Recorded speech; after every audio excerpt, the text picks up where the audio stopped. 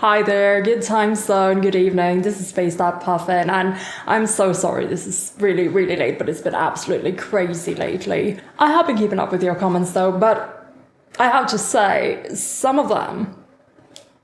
Oh my god, we're finally here. Puffin is almost at my favorite part. I'm freaking out. I'm so stressed out. I feel like I'm having a panic attack. You want to talk about stress? You want to talk about stress? Okay, I've stumbled upon a major character conspiracy, guys. How is that for stress?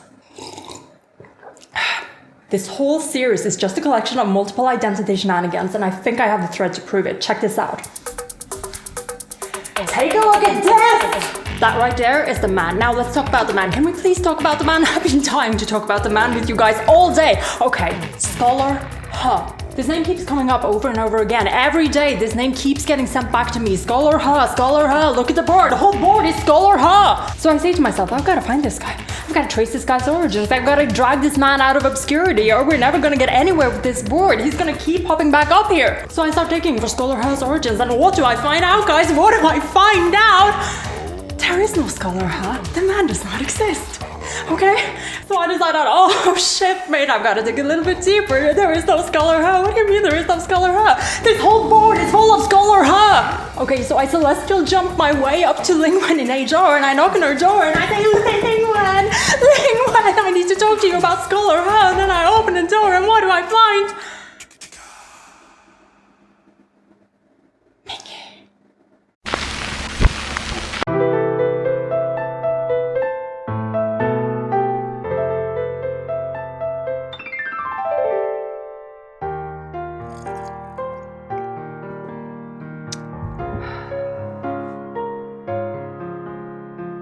So maybe I went a bit overboard. Excuse the board pun. But like, so Ming Yi, am I right? More about that in a bit. Let me clean up this a little bit.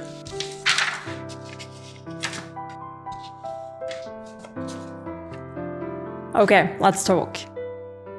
Ming Yi, am I right?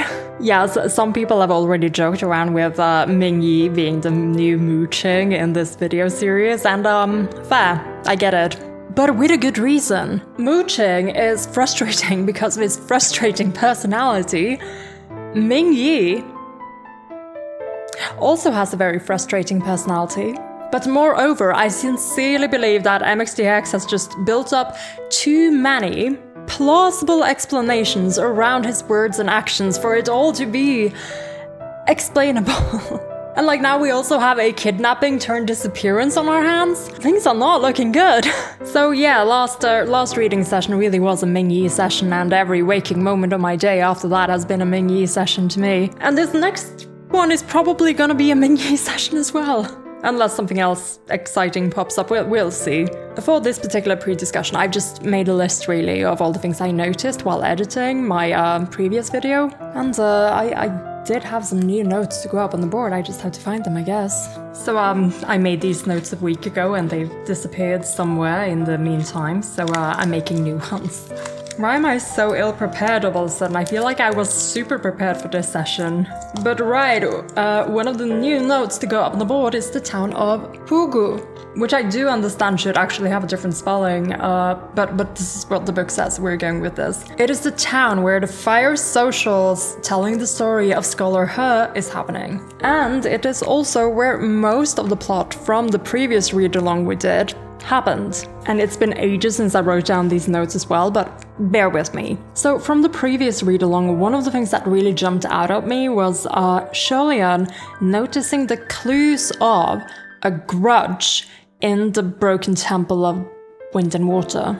Like when he is surveying this whole scene, he notices that this was done with intent, and with bad intent at that. Which is a fact he hides from Shi Qingxuan at the moment because he's already, you know, kind of antsy about all this. But yeah, that's the important part. This was not just something some random people did, this was done with purpose. And furthermore, it is stated that this couldn't have been torn apart by inhuman hands. And it is implied that a jinx monster, in other words, couldn't have done it. And that kind of clashes with the fact that we are hunting the Reverend of Empty Words. But we are playing with a super high tier monster here. And we actually don't know how powerful the Reverend of Empty Words is. For all we know, this guy is powerful enough to actually physically break things apart. But it shouldn't be. And we also know from when Shirlian fights the Reverend after doing the soul shifting spell and ending up in Sha Qingquan's body, that the Reverend acts like a Venerable of Empty Words. As in, it tries tripping Shirlian up, and when it succeeds, it feeds off of his anger, resentment, fear. And that's kind of key, because Ming Yi did not act like a Reverend or like a Venerable of Empty Words in their little game. But the thing that was holding Sha Qingquan did. So Ming Yi, if he is involved, is therefore working with the Reverend, I guess is the new theory, or at least the more probable one. But that, of course, raises the question of why would he? Or rather, why would her? Work with me here, and please ignore all my her puns. So, Scholar Her's life story, as introduced to us, is very much like a victim of the Reverend of Empty Words. And if Shirlian's theory about Scholar Her being the origin of the Reverend of Empty Words is wrong, then victim is the most likely outcome, right? Because that is the other option. A Venerable of Empty Words is apparently born out of, someone's life just being so terrible and unlucky, and their jealousy of someone else and their life is what births a jinx monster. But as you can tell, I am leaning in the direction of Scholar Her also being a victim of the Reverend of Empty Words in some shape or form. And then there's the fact that his town, Pugu, is very close to where Sha Qingquan ascended, or rather, from where he escaped. Once Sha Qingquan ascended, it is implied that that's when he was, the most safe from the Reverend of Empty Words, which makes it very likely that the Reverend would have to pick a prey in the vicinity, right? Someone nearby. As a side note, the fact that the Reverend is apparently now hunting down Sha Qingquan, or rather is able to, even though he's been ascended for so long, makes me wonder if there is something about the situation, maybe the working together with another god, that makes it capable of doing this now. It was somehow incapable of doing it before. But anyway, the theory I'm working with here is the Reverend comes along, curses Scholar Her and his whole life, but how did he go out? As in, how did he die? Because apparently he went out swinging and took out a bunch of unsavory people with him. And then more or less ended up worshipped for his actions through these fire socials. See where I'm going with this? You see, sometimes the path to ascension is a very bloody one. Thank you, Pei Sho, for showing us that with the massacre of the Banyu people. So what I'm saying is, what if Scholar He did not die, but ascended? And what if Scholar He, very much like Pei Sho, hid his origin story very well? Scholar He seemed to be very skilled at fighting. Scholar He, who was excellent at the things he put his mind to, like being a god, like being a merchant, like being a scholar, very likely with impeccable handwriting. If only we knew someone who fit these criteria. Or what do you say? And such concludes my newest theory. Ming Yi! Okay, but why, do you ask? Well, how does all of this amount to Ming Yi working with the Reverend of Empty Words? I'm going to admit that I am drawing a blank. Maybe Ming Yi / Scholar He wants some sort of a revenge and somehow, for some reason, does blame the She brothers. Like, I don't know, maybe he didn't even know about She Qingxuan's backstory about this whole thing before quite recently. I really don't know, but if he wants revenge, then a lot of things could be made to make sense. Such as, one of the things that jumped out at me, his anger at She Qingxuan for not wanting to call on help from specifically, you know, She Wudu is what I'm saying, is what I'm thinking. But at the same time, you know, if he ascended and, you know, became the Earthmaster, like it's a bit like, come on, we all escaped. Like, yeah, we all had a shit time, but in the end we escaped from the Reverend, like we're out of reach.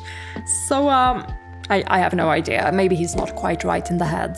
But my second theory, like an alternative theory to this one, is that Scholar He is somehow Blackwater instead, which I did bring up in the last video as well. And some things really line up. The fighting, for one. Like, Scholar He went out fighting and killing a lot of people. And we are reminded that ghosts in Mount Tonglu fight in a sort of battle royale sort of setting in the city of Gu. As for regret, there should be plenty of things that would, you know, be tying him to this world. All the regret for everyone around him dying, for one, and him not being able to do anything about it. So maybe Blackwater would want revenge on the Reverend, and maybe in a roundabout way on the She brothers, maybe. Yeah. I really don't know where Ming Yi actually fits into this theory. Like, who knows what he's up to right now? Like, if Blackwater is, you know, Scholar He, and Ming Yi is like an entirely separate person with his own agenda, like maybe Blackwater is someone we will be working with later and listing for help. I have no idea. But again, this theory keeps bothering me because there is no water. We have fire socials, not water socials. And like, why, if Scholar He died and eventually became Blackwater, why is Blackwater a water ghost? Like, why? Nothing about Scholar He's life was about water. Why is he a water ghost? So I'm a bit shaky on theory 2. Theory 1 feels more likely to me, actually. But here's the third theory I have about Scholar He.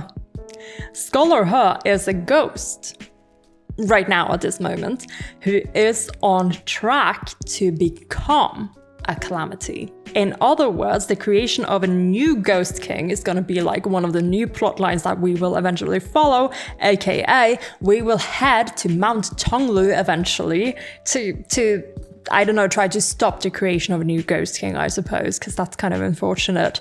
Or, you know, maybe just go meet him. I don't know.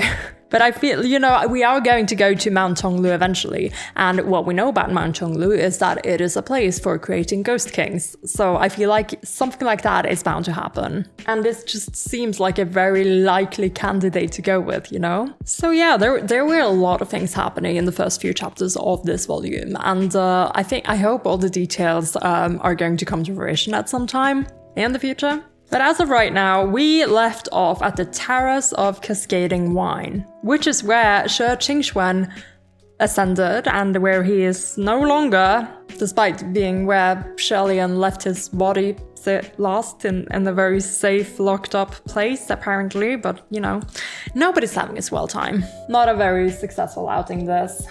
Well, Hua Chang is having a very successful time, actually. Like, he got to play dressed to impress Gaga, and yes, Hua Chang, Shelian was indeed very impressed. 2, he got to say Gaga a total of 18 times. Volume 4 really might be the Gaga volume. And 3, he got the ability to slide into Shelian's DMs at any time he might like. And yes, he was worried out of his mind there for a hot minute, but you know, overall, great outcome. Hua Chang has done it again. His luck really is unparalleled, honestly. Like, I even forgot that he got to undress Shelian there for a little bit, practicing for their wedding night or whatever. Like as a bonus, he really had the greatest time out of anyone here. And also, he got to drop a very carefully worded truth in the Truth or Dare strip poker game they were playing. And Julian seems to have had a reaction to it. But we don't know exactly what he's thinking just yet. We'll just have to hope that it resurfaces and that we'll get to know what he was thinking. In the very same game, we also got to know that Julian's greatest regret is the second ascension, which is just out of view in my camera right now, but down here, second ascension. And that is so exciting for me because all we know about the second ascension is that Julian fought John Woo. He ascended and in a fit of rage fought John Woo. That's what the prologue told us. Like, he seemed pretty insane, but then again, we know the prologue is being a bit of a unfaithful narrative. Like, we don't know what actually went down, except that he did fight John Woo for some reason. And I think he might have been right about it. But that really does hint towards, you know, we know that Arc 4 is going to be the past again, and this really hints towards his second ascension being the focus of the fourth arc. So I'm super looking forward to learning what actually went down. And furthermore, Hua Tong's password has not been revealed to us yet, so when is that gonna happen? We do have some hints, and I do have some guesses related to these hints.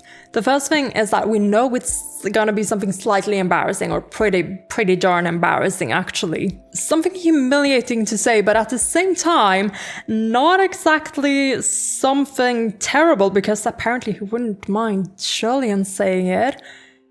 So, like, he's even, like, comfortable with teasing him about it. So I feel like whatever it is just humiliating enough for another person to not want to say it, to contact, you know, the Crimson Red Soul Flower, the Supreme Red Ghost King. But, you know, in a way that makes it so that it would be funny for him, or you know, a bit cute to hear Julian say it. Something along the lines of, Sandang, will you marry me? I don't know what is up with me on marriage lately. I'm just like, I'm always convinced that they're gonna be, you know, married at the end of this. So I'm kind of like, it's constantly in the back of my mind, and it keeps popping up as just, you know, the end goal, where we're headed. And yeah, like I said, it's been a couple of weeks since I wrote these notes, and I'm trying to think if there's anything else that I should mention from the board right now. Yeah, it's been a while. I really can't think of anything. We should just move on, because I do have some challenges that I want to get through. Like I mentioned last time, I have one that I'm waiting to do, where I want to do like I want to cook a meal that I'll serve up to Ming Yi. And, you know, I'm trying to, I've been thinking about it already. Like, I've been going for walks, considering what I would make, and I want to do like a whole 3-course thing. And, you know, I can sit here and eat it and give you the review, I suppose. And it's a really hard question. Like, what would I feed him? I mean, I'm in northern Norway. We love fish and meat, reindeer. So maybe something salmon, maybe something reindeer, and maybe I could, you know, ask my friend Xue Qingquan to bring us some wine.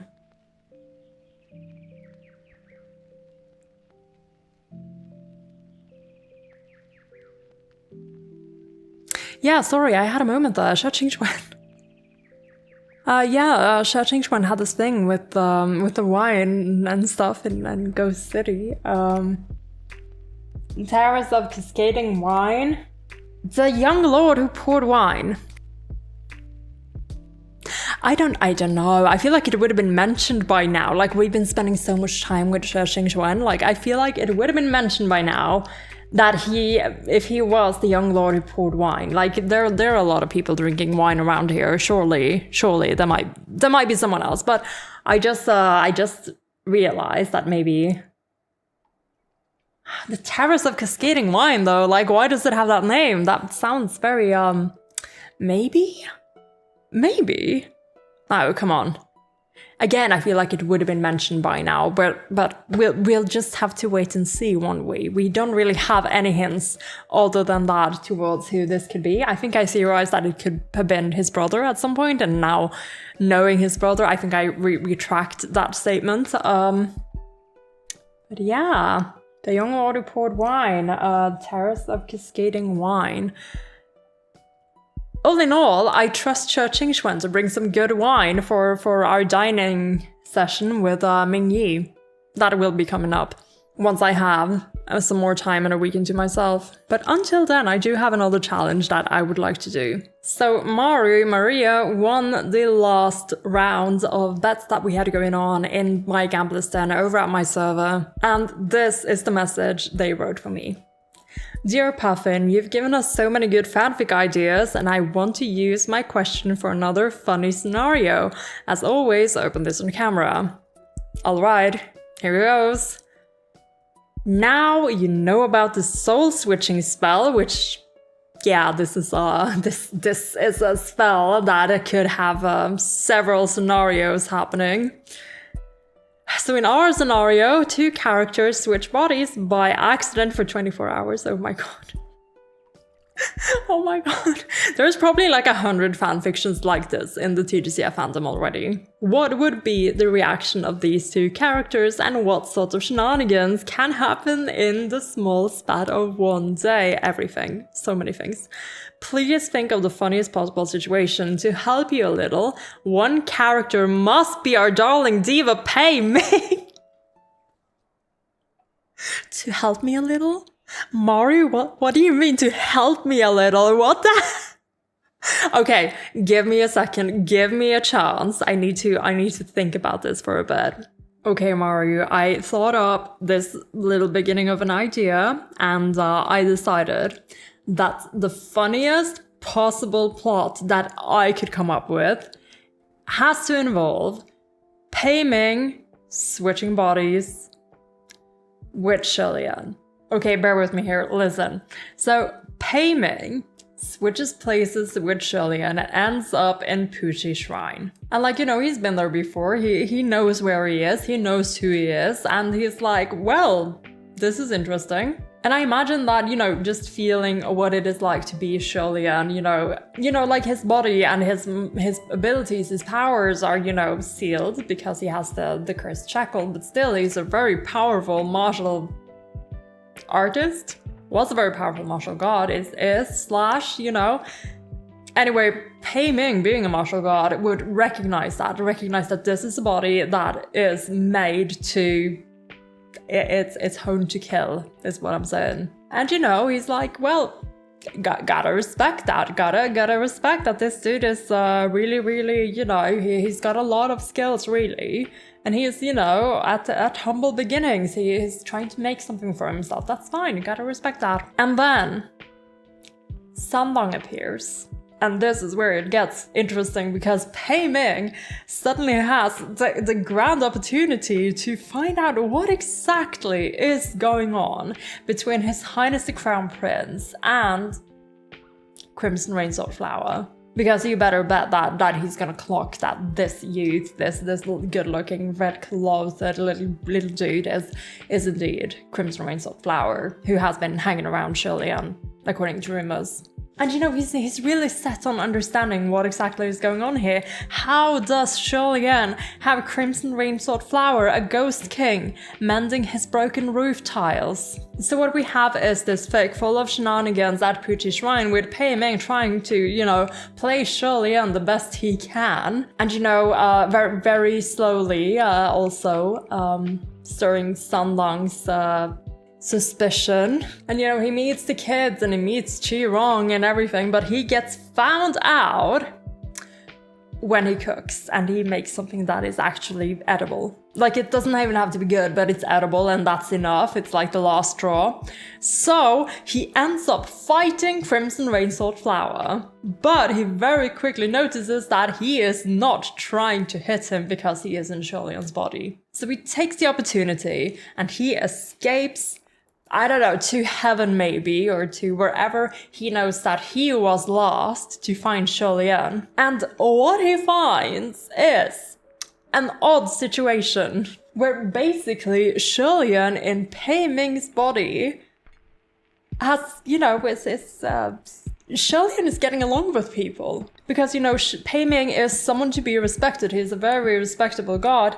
But he's got a shit personality. That's why people avoid him. That's why he's one of the three tubers, right? So Pei Ming's body and circumstances and Shirley's, you know, demeanor has somehow ended up in Pei Ming's reputation kind of rising, because, you know, Shillian's getting along with, I don't know, with his deputies, maybe with other gods, so on. And, you know, because this is not exactly the soul-shifting spell, like, it feels like this is like the soul-shifting spell, but it has happened by accident, and therefore is fueled not by their spiritual energy, but something else's spiritual energy, and they have to figure out how to reverse it. So on their way to reverse it, Hua Chang will appear again, and, you know, they have help coming along. Maybe Mu Qing is there, maybe Function is there, Shi Qingxuan is probably there. And, you know, when Hua Chang then suddenly appears because he's been tracking down Shirley, who is being possessed by this other person, which is not great. Shirley will see this man, he will see Crimson Rain Salt Flower, and he will shout his name. He'll be like, Sanlang! And we will have this really epic image of, you know, Hua Chang holding Pei Ming by the shoulders gently, lovingly even, saying something along the lines of, Gaga, are you hurt? And it's gonna be glorious. All the side characters are gonna be flailing in the background. It's great. It's great. Even better if they don't know exactly what has happened yet with the soul shifting spell, because then they're gonna be like, Pei Ming, Hua Chang. I just think I think that would be funny. So there you go, that's my little microfic at the moment. This one could actually be written. We could actually make this happen, guys. This could be really cute, really funny. But again, I feel like I don't have all the details to make this amazing just yet. I don't feel like I know Pei Ming that well just yet, aside from the fact that I feel like he has clocked Hualien already. But like, I need to get a better hold of him and his personality to make him the main character voice of this fic, which will be sort of an outsider point of view on Hualien, which I enjoy. I really love outsider point of view fics. But yeah, thank you so much for your prompt, Maru. And if you're interested in hanging out over at my server, the link will be down in the description below. And if you too would like to play these games and maybe get to, you know, ask me a question like this, you can join the server as a devotee by donating to me on Ko-fi, and the link for that will also be down in the description. And on that note, it is time to update the Ko-fi board. Suddenly noticed that the volume was really low, so I'm probably gonna have to turn that up a lot. Hopefully that's not gonna be an issue, because I don't know how long that was on low for. We'll just have to try. And here we go. This is my current Ko-fi board, and this time around I have a lot of hearts to add, as well as a couple of flowers, so hold on tight, we're rushing to red. So I've got like 13 shoutouts to get through, and these first 11 are hearts, and the first one coming up is for the wonderful Shori, just over here. And another pink heart for the wonderful Dragon Love. And this red one here goes to Iwana, thank you so much for your donation. A pink heart over here for the wonderful Minchin, just over here. A red heart coming up for Wygra, thank you so much for your donation. Another pink heart here for the wonderful Mia Rose. And this one here is for Jackie, thank you so much, Jackie. And this heart here is for Sun Lanai over here on this side. This one over here is for DK Williams. And this red one goes out to Willow over on the other side. And the last of the hearts this time around is for D Misfortunes, who's also celebrating 1 whole year at my Discord server. Thank you so much, D. And lastly, I do have a couple of cherry blossoms that need to go up. And the first one is for Rennie. Thank you so much for coming back to donate. And gosh, your tag is getting so crowded, actually. So don't worry, I do have some ideas on how we're gonna rearrange things if we get to that point where we have to do rearranging. And the final blossom of this board update goes to Ouija. Thank you so much for your generous donation. And the European collection as well is actually insane. Thank you so much. And that is the board updates for this time, and the shout outs for the board, for the names on the board. Can you tell that it's already getting a little bit late, actually? I still wanted to do a little bit of filming before I go to bed today. And again, it's just super important to me to give these shout outs to all these wonderful people. So thank you guys so much for waiting for this video. I hope you really enjoy it. Okay. Lastly, I did have quite a bit of mail come in, and in interest of time, I'm not gonna show you anything of it tonight because I really want to read before I go to sleep. However, there is one thing I have to show you, and you're gonna love it, trust me, you will. Is he not the most precious thing you've ever seen? Oh my god. I actually cried when I first opened him up. This is, as you can see, it's Hong Chick. It's a baby puffin Hong Honger. And it was made by the wonderful NORWAY, who actually had him 3D printed and then sanded and painted him, and he is absolutely stunning. And they were generous enough to send him to me along with a bunch of Austrian chocolate, so I'm set for life. Like this winter is so much lighter now that he is part of my life. So he is now on my desk every day, and I get to see him and I get to pet his little head, and it's so cute. The details on this is absolutely amazing. They also drilled a hole in his beak so that he can hold these little white flowers, and he's Do you sometimes just stare at Hong Honger and cry because you're just like, I got this little boy. This little boy. God, he went through so much, oh my lord. Anyhow, I can't wait until we mass produce these and give every household one so that he can take over the world as he deserves. He deserves love and care and happiness, because that is what he brings me whenever I look at him. You can go sit over here now. He's wonderful. I don't want him out of my hands actually, but yeah, so he is now motivating me, and I hope he is giving you a little bit of happiness and motivation as well. We might need it considering how this story is going and all the foreshadowing we have for maybe not a happy ending to this arc, wherever it's headed. And of course, the only way to find out is to read Chapter 56 of Heaven Official's Blessing. From a designed prison, doors open to greet a ghost. Okay, so designed prison. This could be interesting. Are we moving areas, or are we still going to stay at this terrace of cascading wine? Is this part of it? Like, is this area part of this designed prison? Doors open to greet the ghost. So the only ghost we have with us right now is Hua Chang, unless, well, we're just gonna have to see. Where is he? Shirley asked.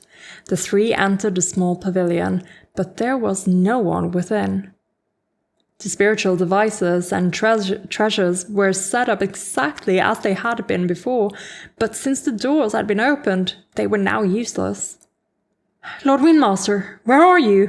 Shirley shouted in the communication array. They had been focused on rushing here, and Shi Qingxuan had been so distraught that Shirley had proposed that he meditate to calm down, to stop thinking and saying nonsense and scaring himself. Shi Qingxuan had thought the suggestion was very sensible and gradually stopped talking. So, the lack of chatter on the way over didn't seem like a cause for concern. That was why Shirley hadn't noticed anything amiss, but now, no matter how he yelled, there was no answer. A sense of foreboding spread within his mind. In a situation like this, there could only be two possibilities. Either Shi Qingxuan deliberately wasn't responding, or he had lost consciousness. Every single one of the dozens of spiritual devices and treasures on the Windmaster's person was a rare and precious item, and Shirley had used all of them to set the formation of the array. Nothing could have been able to break through so easily.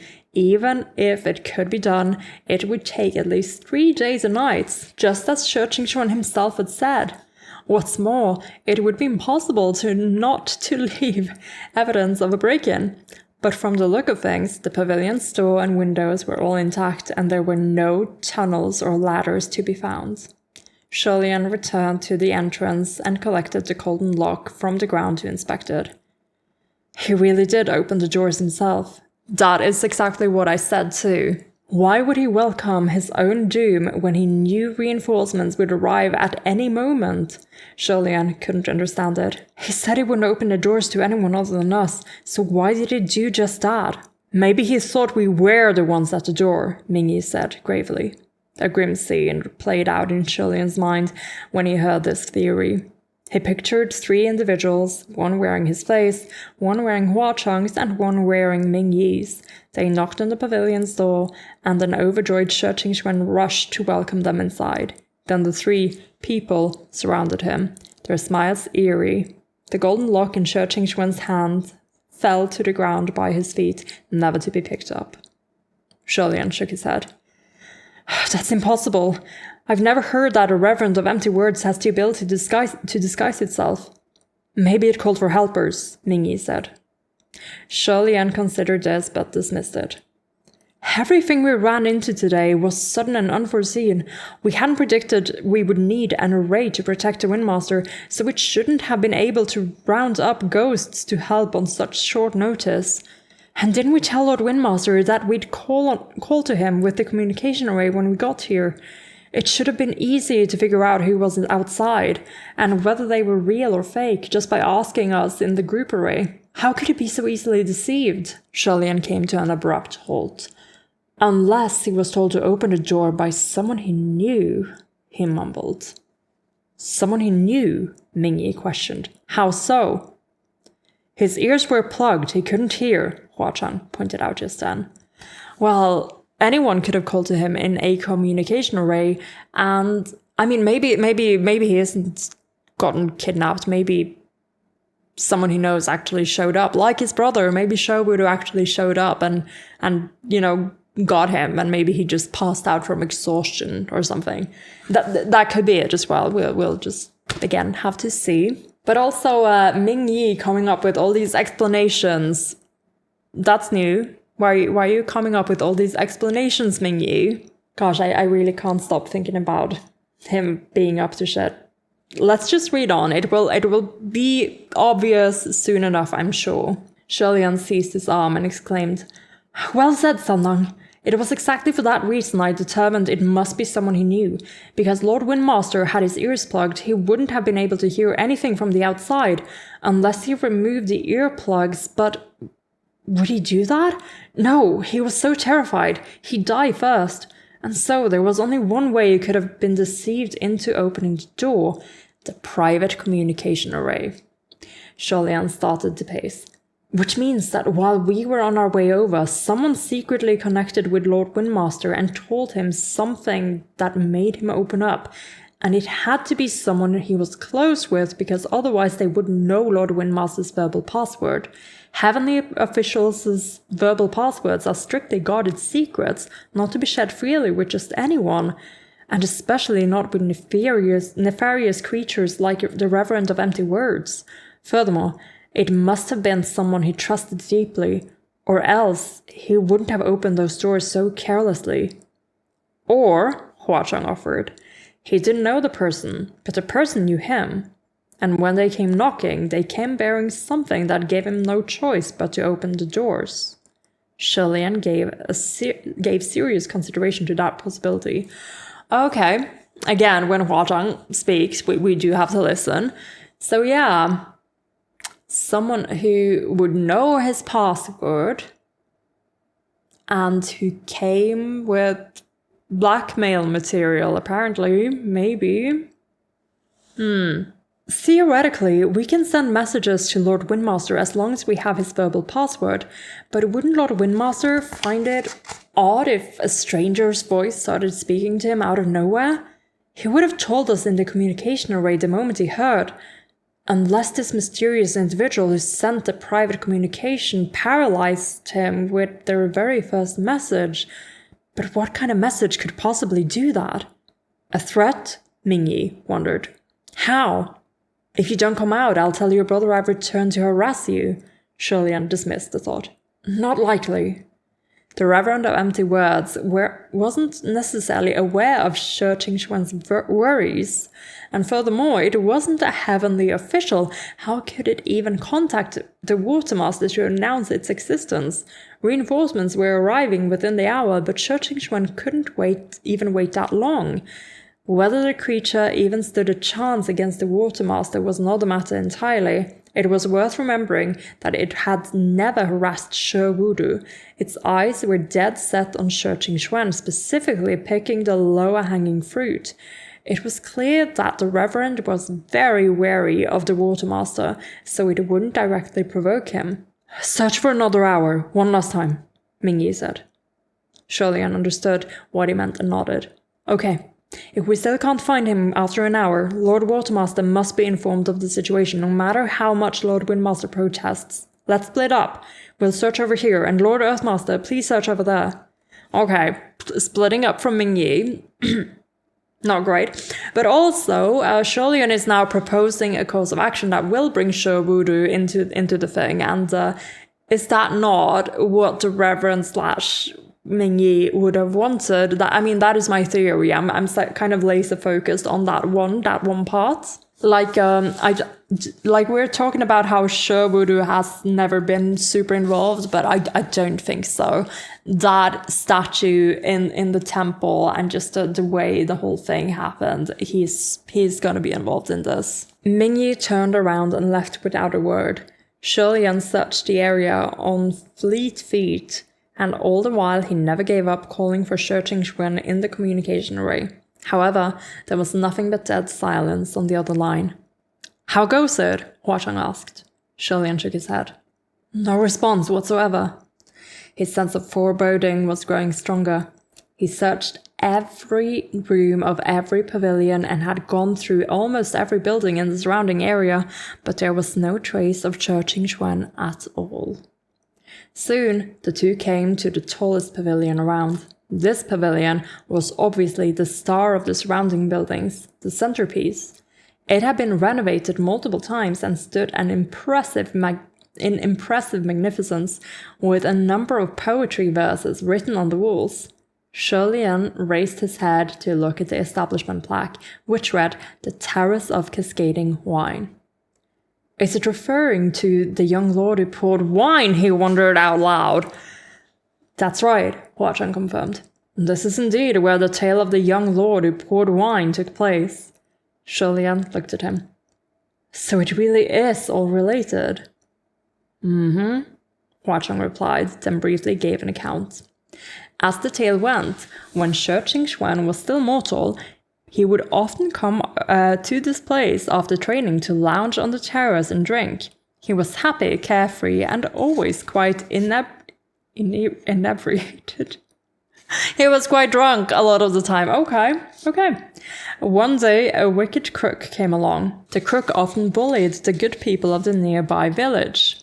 When Shi Qingxuan spotted him from his perch on the terrace high above, he cast a little spell and then leisurely poured down wine from his cup. The wine spilled onto the crook's head and knocked him out in an instant. After Shi Wudu appointed him a deputy general, Shi Qingxuan still loved the mortal realm, and he continued to drink at this place as he had before, and he ascended while he was doing just that. Okay, that certainly is a tale. The young lord who poured wine. Ascending while knocking back cups sounded a bit absurd, but it actually wasn't that silly. Sometimes chance arrives without any rhyme or reason. For example, Sholian himself was fast asleep and dreaming strange dreams when his ascension happened. Perhaps in the future, someone's bathroom break would be interrupted by their own ascension. That would certainly be quite the sight. Okay, so this is a bit like ascensions can happen whenever, wherever, really. It doesn't have to be in the moment of like something grand happening. Like with Sholian, he ascended literally in his sleep. But yeah, I wonder this crook, what he has to do with anything. Maybe that crook was someone who eventually got, I don't know, killed by Skull or her. If his tale happened after all this, is what I'm saying. But yeah, okay, we have confirmation, guys. We have confirmation. The young lord who poured wine is indeed Cho Ching-chuan. That's kind of exciting, isn't it? See, there we go. I can't believe I was, on the hedge about this one, and now it turns out, well, on the fence, right? On the fence about this one. And now it turns out it really was him all along. Cho Ching-chuan was the young lord who poured wine. In any case, scholars and poets always loved visiting places that served as the setting for historical legends and tales. Such spots would always inspire intellectuals to raise their brushes and express their longing for such a heavenly lifestyle. Sholian now understood that this was one of those landmarks. There were no tourists in the middle of the night, but there would surely be many the next day, and they would be met with the astonishing sight of blown-away houses and trees, and would surely cry that the windmaster had paid a visit. Nevertheless, yeah, because Sholian made such a mess, right? I just remembered. Nevertheless, the renowned tale of the young lord who poured wine was slightly different from what Sholian had imagined. Just then, he heard Hua Chang say darkly, "Gaga, I need to go take care of something. A trifle. Please be careful, I won't be long." Take care of what? Sholian wondered. I am wondering too. Seriously, in the middle of this? Hua Chang? Really? Really? When he recalled Hua Chang's angry tone in the private communication array and now saw his unfriendly demeanor, he asked, "Are you going to seek out a reverend of empty words?" Hua Chang paused for a moment, then replied, "No." Since it wasn't that, then it wasn't his place to press further. Sholian nodded. "You were only here for fun anyways. Since something's come up, just go. Please take care of yourself too." "I will," Hua Chang said. After a pause, he added, "When I come back, I'll tell you something." Sholian blinked. "Tell me what?" But Hua Chang had already disappeared. Oh my god, seriously? We're letting Hua Chang go just like that? Something to take care of? A trifle? But also, he'll tell you something. Hua Chang knows something that he will tell him. I mean, we've already been suspecting that Hua Chang knows things, or this is about something. I mean, could it be? I don't know, it seems weird that it would be something about his, his identity or his past, just all of a sudden like that. It must be about the case, right? That's what I'm thinking anyway. Hua Chang knows something. But something so, annoying or urgent that Hua Chang chooses to leave. That's super interesting to me, actually. After an hour, there was still nothing, and Sholian called out to Ming Yi in the communication array. "Lord Earthmaster, how are things on your end? I haven't found him here, so I'm coming back." "Nothing," Ming Yi answered. "This one too, I can't hold my tongue any longer," Sholian said. "Let's meet up at the center of the Terrace of Cascading Wine. I'm going to report to Lord Watermaster right now." With that, he mentally recited the verbal password to Ling Wen's private communication array. "Ling Wen, are you there? Can you find Lord Watermaster? Please tell him to meet us at the Terrace of Cascading Wine at his soonest convenience. It's urgent." The clear voice of a man rang next to his ear. It sounded like Ling Wen was in his male form at the moment. "Your Highness, Lord Watermaster is here with me right now. He's not someone who likes heading out and about, so he probably won't descend. What business do you have with him? I can pass on the message." Sholian had almost reached the main building of the Terrace of Cascading Wine, and he spotted something hanging from one of the balconies. It looked like a white cloth ceaselessly fluttering in the night breeze. Sholian was stricken. Was there something there before? When he walked closer, he finally saw what it was. Wasn't that Cho Ching-chuan's outer robe? Ming Yi's voice came roaring over the communication array. "Your Highness! Come to the tallest pavilion of the Terrace of Cascading Wine! Hurry!" Sholian jolted. On the other end of the communication array, Ling Wen asked him, "Your Highness, are you still there?" "Please have Lord Watermaster descend as soon as possible," Sholian exclaimed. "Something happened to Lord Windmaster." Oh, this is getting exciting. There's something going on here. After shouting that last message, he charged up the pavilion. There were no more sounds from the other end of the line. Ling Wen was probably shocked by his message and was reporting the situation to Shi Wudu. When Shilian made it to the highest floor, a person was sprawled out in the middle of the room. It was Shi Qingxuan. Shi Qingxuan's eyes were shut tight. He had no external injuries, nor were there traces of blood. Ming Yi helped him upright, and as he tugged at Shi Qingxuan's unconscious body, something clattered to the ground from where it had been resting on his chest. As Shilian looked closer at the fallen item, he felt his heart tighten. It was the Windmaster's fan, and it had been snapped in half. This absolute jewel of a spiritual device could only be chanced upon. One could spend centuries attempting to forge something like it and still not succeed. It was the Windmaster's primary spiritual device, and yet it had been easily destroyed. Oh my god. Oh no, that's so sad actually. Oh no, it's so iconic. I can't believe this happened. Can we fix it? When we looked in here earlier, there was no one, Shilian exclaimed. But as he spoke, he noticed something amiss that he hadn't spotted before.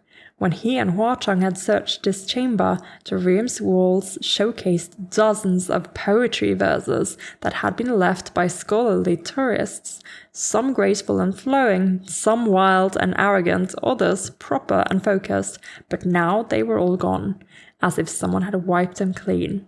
The only thing left was a phrase that hadn't been there before, written in large crimson script that seemed to drip like blood. Wretched beginning, wretched ends. That was the very same curse the Reverend of Empty Words bestowed upon Shi Qingxuan when he was born. Oh my god.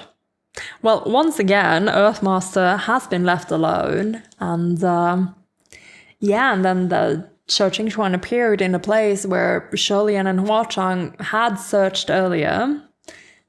And again, I'm just saying, none of this is looking good. None of this is looking good. Your Highness, where's the one who was with you? Ming Yi asked suddenly. Shilian began to fret. Oh no, Sanlang left at such an inopportune moment. The moment Huachang left his side, something happened to Shi Qingxuan. This really couldn't be explained away easily. However, Shilian did not allow his distress to show. I asked him to go search for the Reverend of Empty Words, he explained sullenly. When did he leave? Ming Yi asked. Shilian replied without batting an eye. Just now. I don't think he's been gone for even half an instant's time. The truth was, it was much longer ago than that, but Shilian himself never doubted Huachang, so he naturally wouldn't allow anyone a chance to suspect him. It prevented any issues that might arise from such a misunderstanding. So this is so funny, Shilian is very willing to just lie for Huachang. Super willing to just tell untruths. To make sure that Huachang won't be misunderstood because he trusts him that much. Thunder rolled in waves in the skies overhead. An 8-wheeled golden carriage broke through the clouds. A carriage? Really? Shi Wudu in a carriage? Broke through the clouds and drove toward them menacingly. As he'd been unable to reach the terrace of Cascading Wine using the teleportation array, it seemed Shi Wudu had gone straight for a golden carriage. It must be said that riding forth from the heavens, driving a golden carriage pulled by burnished metal horses, was a rather huge fanfare. There would doubtless be an uproar in the mortal realm if he was spotted by anyone out stargazing at this hour. The water tyrant really wasn't afraid of anything. The golden carriage bore down on them threateningly, and Shilian made an urgent request of Ming Yi. Lord Earthmaster, if any heavenly officials should ask, please don't say a word about Chengju. Many of those in the heavenly court like to exaggerate and fabricate stories. This case has nothing to do with him, so there's no need to complicate things. Ming Yi gave him a look. Very well, he agreed surprisingly easily. then looked down to keep an eye on Shi Qingxuan's condition. Shulian let out a sigh of relief, but seeing the unmoving Windmaster, his heart sank once more. The golden carriage roared closer and closer, trailing propitious clouds behind it, and finally landed. A small team of junior heavenly officials stood at the ready outside the carriage, and 3 grand heavenly officials exited the vehicle: Shoburu, Pei Ming, and Ling Wen. 3 of the Mid-Autumn Banquet's top 10 had come at once. Of course, Shulian had long since forgotten that he himself was the first of that top 10. With a flick of his sleeves, Shoburu disembarked the carriage wearing a frown and deeply knitted brows. Watermaster fan in hand, he entered the pavilion with Pei Ming and Ling Wen following behind. The moment he saw his younger brother lying on the ground like a corpse, his expression changed and he rushed over. Qingxuan? Qingxuan! What happened? Lord Windmaster ran into the irreverent of empty words, Shulian succinctly explained. What did you say? Shoburu exclaimed in disbelief. The Reverend of Empty Words? At the sound of that name, it wasn't only Shoburu's face that dropped, but Pei Ming's and Ling Wen's as well. It seemed they'd long known of Shoburu's scourge. Watching them, Shulian couldn't determine if anyone was faking or secretly delighted. They were all acting naturally, especially Shoburu. There was no way he was acting. Ling Wen retrieved a collection of bottles and vials from his sleeve. Try feeding him these one by one, Pei Ming simply remarked. It's you again, Your Highness. An unlucky coincidence, Shulian replied. There are only so many of us milling around in the heavens. It seems that every time we see you, the other one is involved somehow. I wonder if that's true this time too. No, of course not, Shulian replied coolly. He was lying through his teeth, but Ming Yi surprisingly kept his promise and didn't say a word on the matter. Pei Ming stopped talking, and with a wave of his hand, he led the officials under his command in the search of the premises. Given the situation, it was actually better that Hua Chang had left. At least he wasn't caught at the scene of the crime. Shoburu couldn't wake Shi Qingxuan, but he inadvertently glanced at the giant bloody words scrawled on the snow-white wall, and his face twisted at the sight of them. He paled whiter than the wall, and his entire body began to shake with fury. Who wrote this? Who wrote it? Even though he was shouting, his voice was trembling. Just then, Ling Wen exclaimed, Lord Windmaster is awake. Shulian instantly bent down. Lord Windmaster! Shi Qingxuan's eyes slowly blinked open. Shoburu shoved everyone aside and exclaimed, Qingxuan, are you alright? Do you feel pain anywhere? Who hurt you? Shi Qingxuan was dazed for a good while before he gradually came around. When he fully regained consciousness, the first thing he saw was Shoburu, and then something happened that no one could have expected. Shi Qingxuan shoved Shoburu away, clutched his own head, and screamed. And we do have some art, but that is the end of chapter 56. And in the art, we have Shoburu over Shi Qingxuan, who's clutching his head, and the broken Windmaster fan. Oh my lord. Oh my lord. That was intense. Oh my goodness. So I have read enough TGCF to know that this screaming at the end with the Shoburu's appearance doesn't have to mean anything. I mean, it could imply that, yes, the reason why Shi Qingxuan opened the door is because he thought his brother was somehow involved, and that's why he did it. Someone disguised themselves as Shoburu and used his voice or whatever to make him open the door. I don't know. But at the same time, I've read enough MXTX to know by now that maybe this has nothing to do with what is going on. She just really likes to plant the implication of it in our heads. But then again, could be, I don't know. Either way, this was an exciting chapter to kind of start this session with, because we have a lot of things happening. We are exploring this area, looking for Shi Qingxuan. He's not there, and then in the next moment, the moment Hua Chang leaves to do whatever he has to do, he appears, and he is placed there very deliberately for them to find.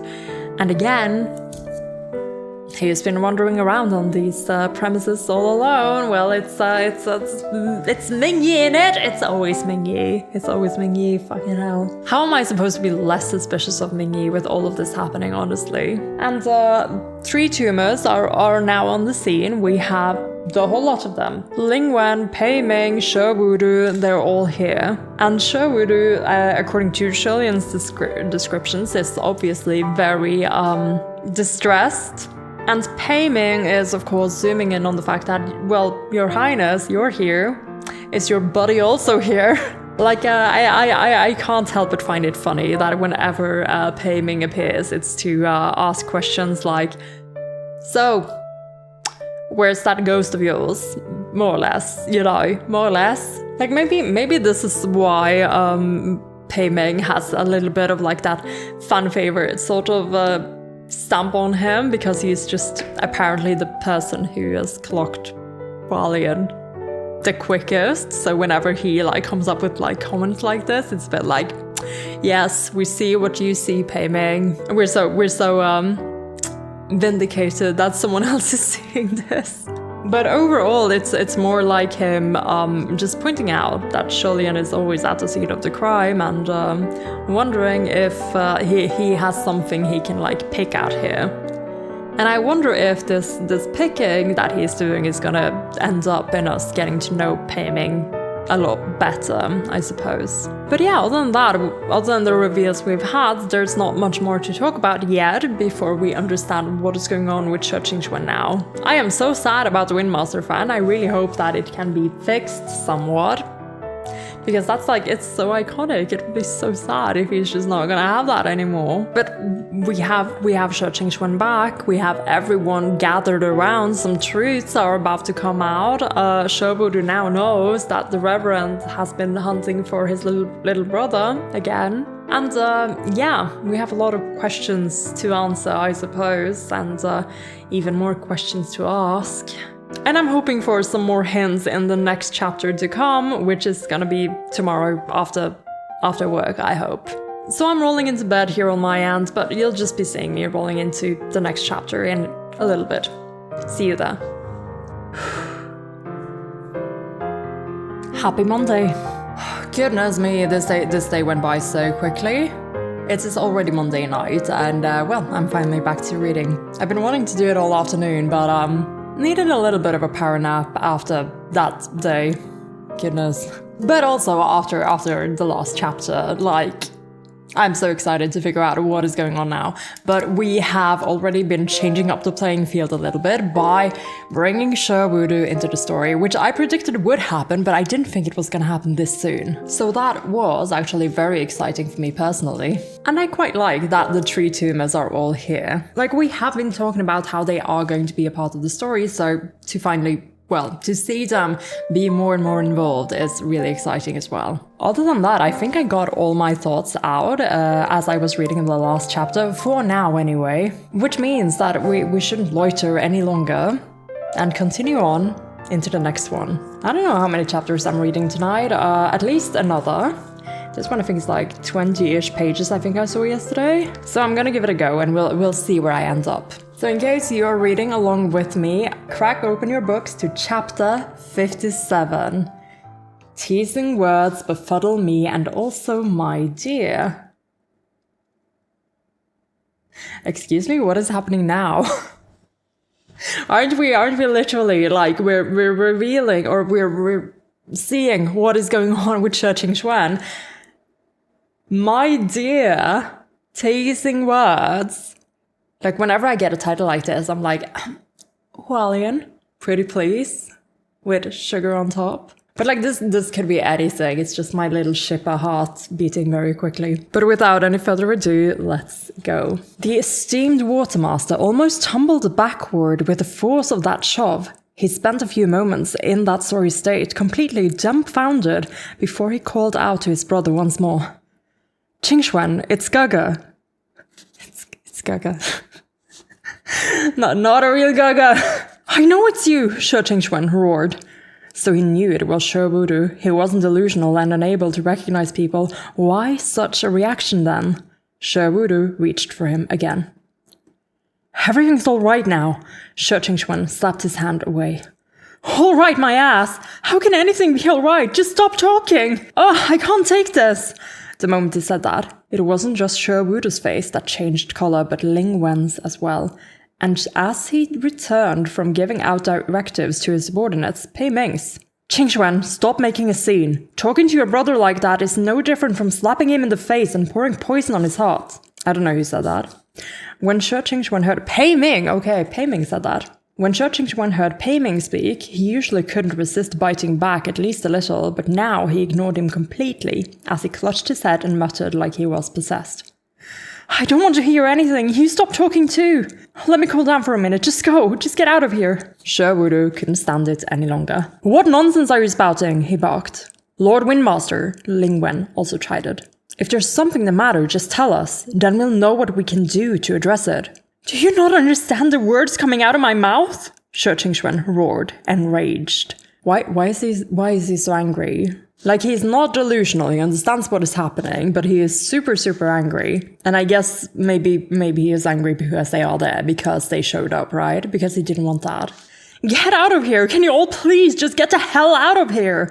He was growling like he was unhinged, and he screamed and screamed until he sputtered out a mouthful of blood. Lord Windmaster, Sholian exclaimed. Sherwood seized his wrist to check his pulse. After feeling it, his expression turned more terrifying than a ghost's, like he was going to cough up blood on the spot too. Lord Watermaster, what's wrong with Lord Windmaster? Jolien asked. He reached out to check for the pulse as well, but Sherwood forcefully slapped his hand away like he couldn't allow Jolien to discover the details of Shi Qingxuan's condition. Okay. This is so fucking suspicious. Sherwood glared at him with raw fury, but he soon redirected his attention to his younger brother. You're ill. You're deranged from fright. I'm taking you back for treatment. You'll heal up just fine. Shi Qingxuan stared at him squarely. I am not ill, he stated, putting emphasis on each word. You should know best whether I'm ill. Don't write me off as crazy. I'm very aware. I've never been so aware in my life. What the fuck is going on? Like, he must have learned something. He must have learned something. Whatever happened, something new must have revealed itself to him. What is going on? Sherwood grabbed hold of him, then began to drag him to the carriage, yelling as he went. You don't understand anything. Don't speak nonsense. Mingxiong, Shi Qingxuan wailed. Mingxiong, save me! Your Highness, save me! He reached out to them with both arms, grabbing onto one with each hand. Sholian and Ming Yi both held on to the hands he extended, but Sherwood ruthlessly yanked him away again. Let's go, everything's all right. Gege is here. Shi Qingxuan was still screaming, and Pei Ming and Ling Wen went over to help Sherwood hold him down. I am so confused by this situation. Why is he reacting this way? Why does he want to get away? Why is he calling to Sholian and Ming Yi for help? What is going on? Like, this whole situation, because I have had suspicions of Sherwood having been up to no good early on. Like, even, you know, his introduction to the story as the water tyrant has planted the seeds of, well, this guy's probably got some shady business going on. And I feel like that's getting more and more clear to me, but I don't know yet. It's just the current vibe I'm getting. Shi Qingxuan's kind of rejection of his brother in this scene is really giving that vibe to me. So Shi Qingxuan was still screaming, and Pei Ming and Ling Wen went over to help Sherwood to hold him down. Your brother doesn't want to go back with you, Ming Yi shouted. The Reverend of Empty Words hasn't been dealt with yet, Sholian exclaimed as well. Lord Watermaster, what do you plan on? Sherwood cut him off sharply.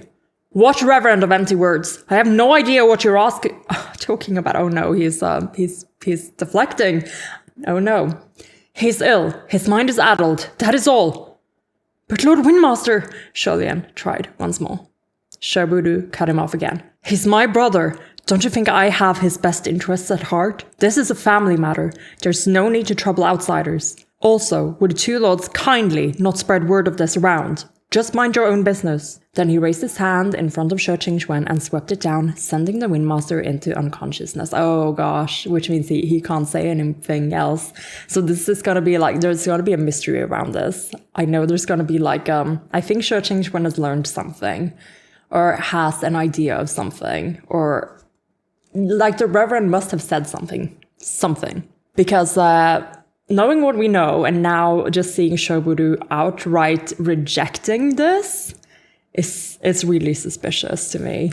So then Shobudu forced him into the golden carriage. While his words were unpleasant, they gave Shirlian pause. He wasn't wrong. Shobudu was Shi Qingxuan's brother by blood, so how could he intend to harm him? And with 2 other heavenly officials accompanying them, sending Shi Qingxuan back with their party truly was the safest option. When family showed up, how could outsiders continue to interfere? Yeah, like, I don't believe he's trying to hurt him, but I do believe that we're trying to cover something up here. Again, remembering that darn scroll. The Windmaster fan lay broken in 2 on the ground, ignored by everyone.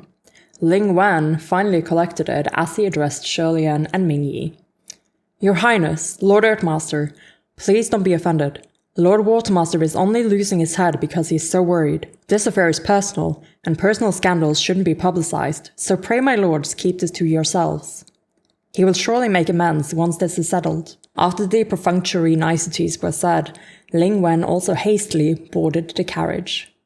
The golden carriage rose in the air, rumbling, and then flew off.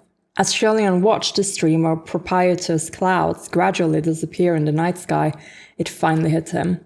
The Watermaster really did take the Windmaster away just like that. And after they'd run around all night, they were really left behind just like that. Ming Yi was about to leave when Shirlian snapped out of it. Lord Earthmaster, he called to him.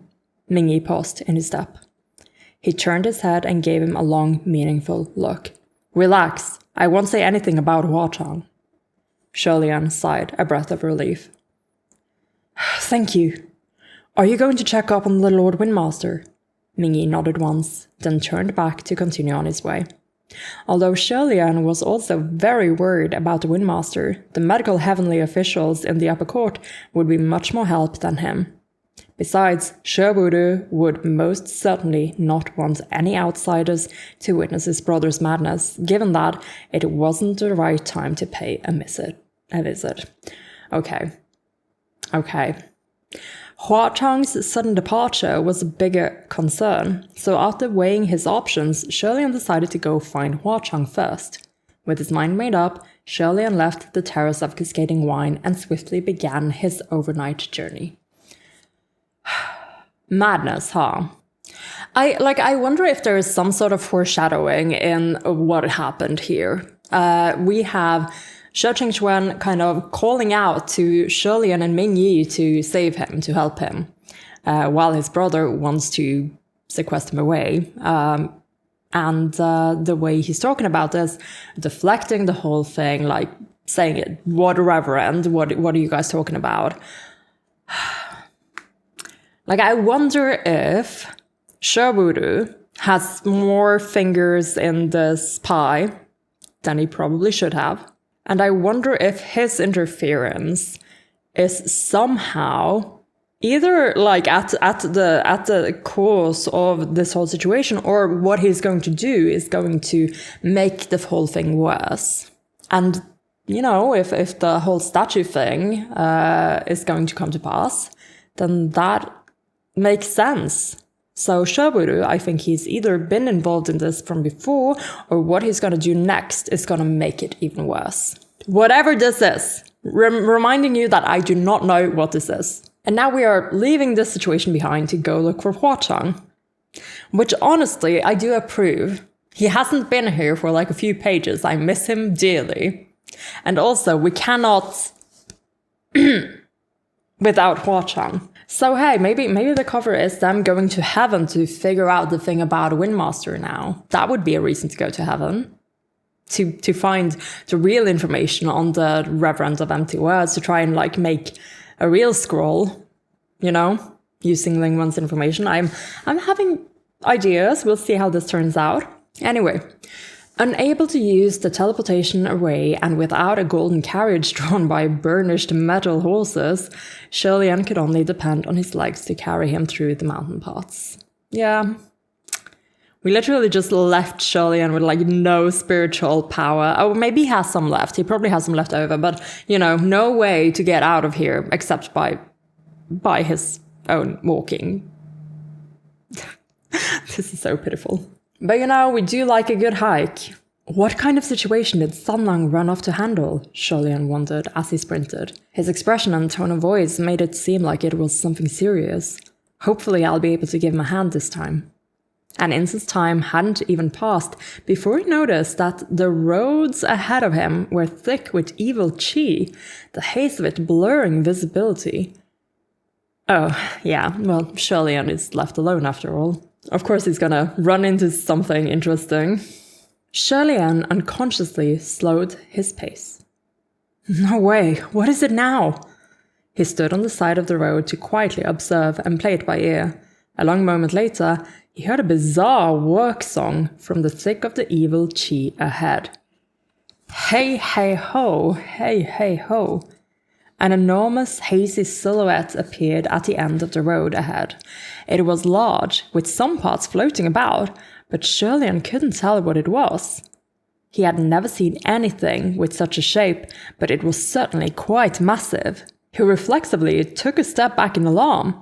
Royer was coiled on his left arm and ready to attack, and he rested his right hand on Fang Xin's hilt. Soon, the giant thing emerged from the mist and showed its true form. Shirley-Ann's eyes widened. It was a glamorous and exceedingly extravagant step-litter. What is a step-litter? A glamorous and exceedingly extravagant step-litter.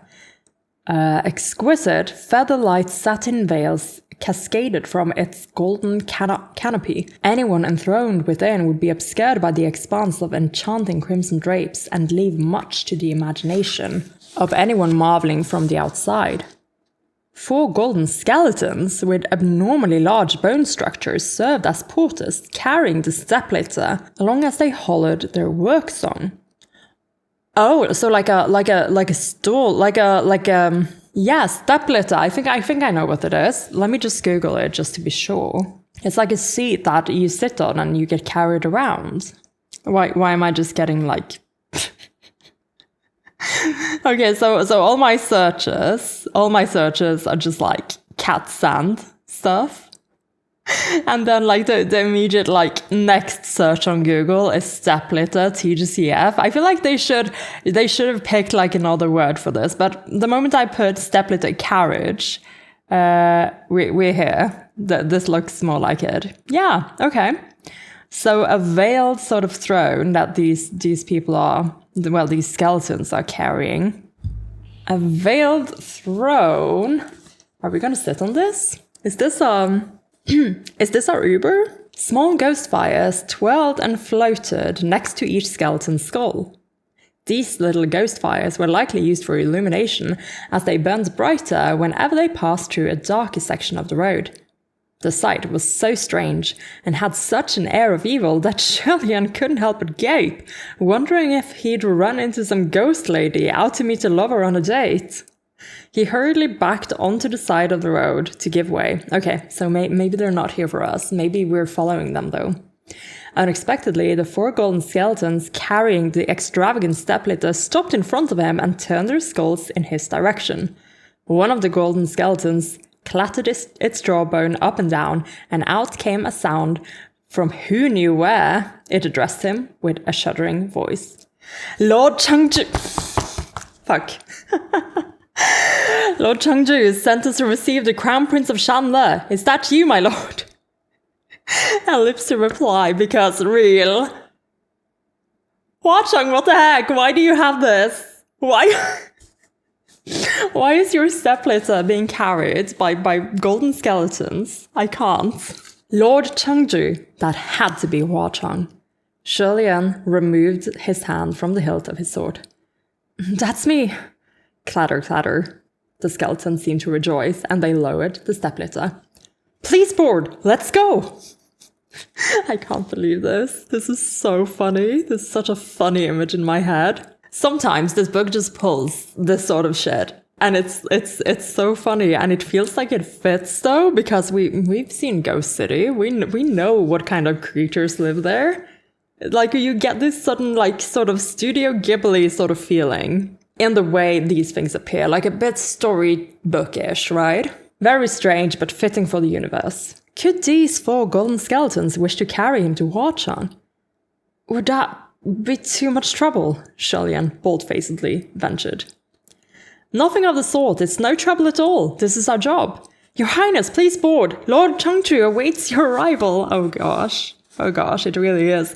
Hwa-Chang really did send his private, his ride to get Sholian from the middle of the woods. I love the forethought. Well done, you. Thus, Sholian cautiously stepped onto the platform, lifted the veil, and seated himself within. Thanks for your help. The golden skeletons were ecstatic, clattering away something incomprehensible. They seem so proud. They seem so happy that they're doing their job right. They picked up the step-litter and started bumping along the mountain paths. Within the step-litter was a soft chair lined with brocade, exceedingly comfortable. Sholian sat with poise at the center of the chair, although he thought it was a bit big for just one person. Oh, you don't say. You don't say, Sholian.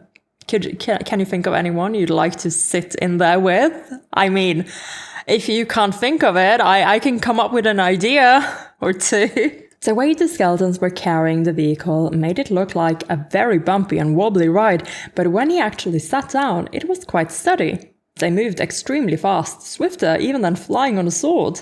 And other than the bizarre work song those golden skeletons enjoyed chanting, it was practically silent. Much quieter than a rumbling golden carriage with burnished metal horses, and even more mysterious in appearance. Also, we're kind of dunking on the golden carriage now. When Sholian was still a crown prince, he would sometimes ride a step-litter when he went out. Yeah, which is why this is, you're right in your element. He was much younger back then, and he sat on the lap of either his father or mother. The step-litter was carried by specially chosen palace attendants who escorted them with fanfare. It made for a mighty and impressive sight. When he got older, he didn't enjoy it as much anymore. Still, this was his first time being transported by creatures such as these, so he couldn't help but find it curious. After traveling for a while, he sensed a band of green ghost fires ahead. Their wispy light shimmered through the veils, and hushed whispers could be heard in the night air. Who goes there? Shouldn't y'all be leaving something behind, crossing through this burial ground? It seemed they'd run into some wild ghosts blocking the road. Green? Some of Chirong's friends? They were crooks doing crooks dirty, ghosts devouring ghosts, but the very idea of them challenging Hwa-Chang made those skeletons laugh and clatter their jaws. What do you want us to leave behind? Sholian was mulling over whether he should go out and help deal with this when he heard those tiny voices shriek. Oh gosh, oh Lord, forgive us! Our damned eyes be blind! We didn't realize this was the step-litter of our venerable Hwa-Chang too. Get back to the burials! Get back! My lords, please pass as you will! My lords are magnanimous! Please pass as you will! Too late, too late! Lord Chengju gave clear instructions that the highness seated in this step-litter shall not be offended, the golden skeleton said. So what shall we do with you now that his highness has been delayed? Hellish wails howled all around. Sholian couldn't just sit and watch anymore. He had to intervene. Don't worry about it. Since we're in a rush, let's just let this go. As his highness orders, I suppose we shall let him go, the skeleton said. Y'all got off easy. Again, this is such a comical scene, but it feels so storybookish, but it makes so much sense in this universe, and I just love the idea of Sholian riding around in, Hwa-Chang's little, step-litter that is apparently easily recognized by all these ghosts, and they're like super terrified, but he's like, oh my god, let's just go. It's fine, don't worry. He's very much, the opposite of Hwa-Chang in this regard. And I don't know, I dig it. I think it's fun. I'm getting a little bit like Alice in Wonderland vibes whenever Sholian goes into the ghost realm like this as well. Like, it's so strange and everyone is so weird, but in a like very charming way. However, remember not to block the roads and not to harm travelers, Shirley added. The wild ghosts were jubilant. No, we swear we never. Thank you, my lord. We're off, the skeletons hollered. As they passed through the blockade, Shirley faintly heard the curious gossips of female ghosts. Hey, who do you think the highness who's sitting in there is? I've never heard of Hua Changju's golden stepladder carrying anyone but him. If it were a lady, it'd be easy to guess, but it's a man. How very strange. If it were a lady, it'd be easy to guess? What's so strange about it? Shirley wondered. Then he heard the female ghost say, Yeah, and here I was so sure the golden stepladder was carrying his honored wife. What the... What? What do you mean? What the heck? How is that an interlude? That's an interlude. That's... What? Excuse you? Excuse me? This is a misunderstanding. It's gotta be a misunderstanding. Hua Chang. Wife? But she said, like, if it was a lady, it'd be easy to guess. So maybe there is a lady involved here somewhere. But, like, not in the sense of his actual wife. Right? Come on, we know who the actual wife is. But okay, a little shock. Getting over it. Let's keep going. Let's figure this out. As he rode in the stepladder, Shirley began to feel drowsy from the long days he'd spent running around. Why? I want you to react to this, Shirley. I want you to react to this. Stop being drowsy and tell me what you think about this. Where is my #jealousy trope? #misunderstandings. With one hand propping up his cheek, he dozed off. A long while later, he felt the stepladder stop again. What is it? He mumbled groggily. He thought they had run into another gang of road-blocking wild ghosts, but as soon as he spoke, he felt the stepladder dip. Another person had gotten on. Oh my god, well, here is the man himself. Let's ask him, Sholian. The man lifted the veil and called out softly. Gaga. Sholian rubbed his eyes and squinted, gazing out at the voice. Sanlang? The one who'd come was, naturally, Hua Chang. Greeted by the sight of Shirley's blurry half-awake state, he was a little stunned. Shirley sat up and cleared his throat, feeling a bit embarrassed. I accidentally fell asleep. Hua Chang smiled and climbed up to sit as well. Gaga is exhausted. I hope Gaga won't mind if I squeeze in. Oh my god. I'm sure he won't, Hua Chang. I'm sure he won't. Shirley nodded and tried to shuffle to the right, wanting to give Hua Chang more space. However, Hua Chang wound his arm around his right shoulder, pulling him back. No need. There's plenty of room. I'm sure there is. Oh my lord. Truthfully, there wasn't, liar. The stepladder was too craftily made. Too big for one person, too cramped for two. It would not be a perfect fit for a pair unless one employed the method from Shirley's younger years. That is, one sitting on the lap of the other. What am I suddenly reading? What are we gonna do? What are we gonna do? You left just in time earlier. 3 heavenly officials from the upper court descended at once. Hua Chang humped. Was it the 3 tumors? I'd expected that. Was that why you ran off? Shirley teased. Hua Chang gave a joking reply as well. No, I went to hail a ride. So how is it, Gaga? Isn't my infernal ghost carriage much more fun than those upper court officials' golden carriages? Infernal ghost carriage? What is this name? What is this naming? Yes, very much so, Shirley laughed. But when he was reminded of Windmaster's odd state, he couldn't laugh anymore and became solemn. By the way, Sanlang, what was it you wanted to tell me before? Their eyes met inadvertently. Hua Chang still hadn't let go of Shirley's right shoulder, as if he was holding him in an embrace. Oh my god. Looking from the outside, 2 overlapping silhouettes could be seen through the stepladder's veil, curled together into one inseparable whole.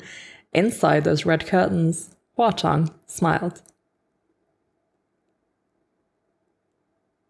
What am I reading? What am I reading? Gaga want to get married? What the fuck?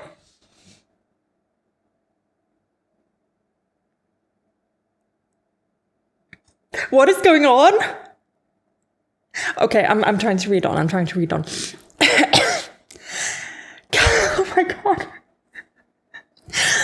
Gaga want to get married? I'm dying. Ellipse reply, by the way. Julian was struck dumb, as am I. What the fuck? What?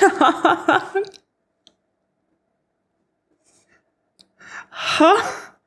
Such an intent gaze, such words.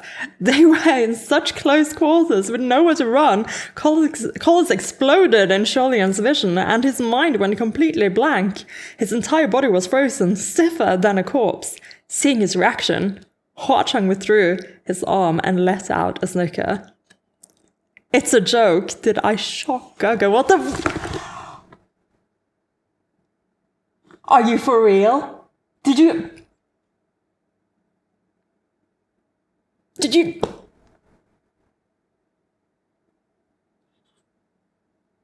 I take everything back.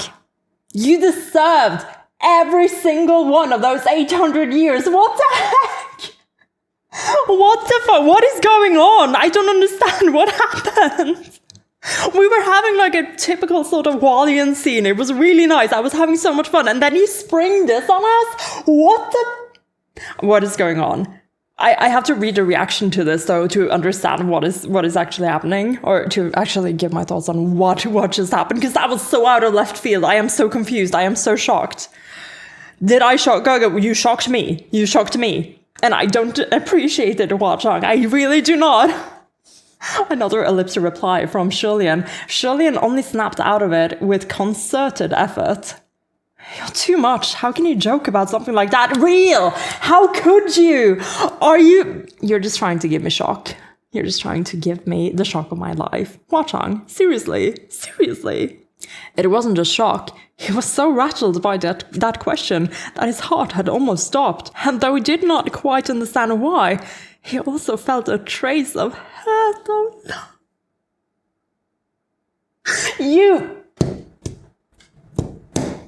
I can't believe you.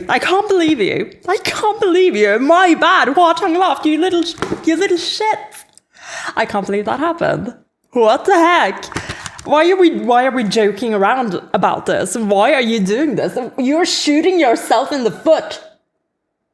Do you know that? I can't believe this. What? This is so dumb. Why would you do this? You were doing so well. Up until that point. What happened? The ball was in your possession. How the fuck do you fumble it like that? Oh my god.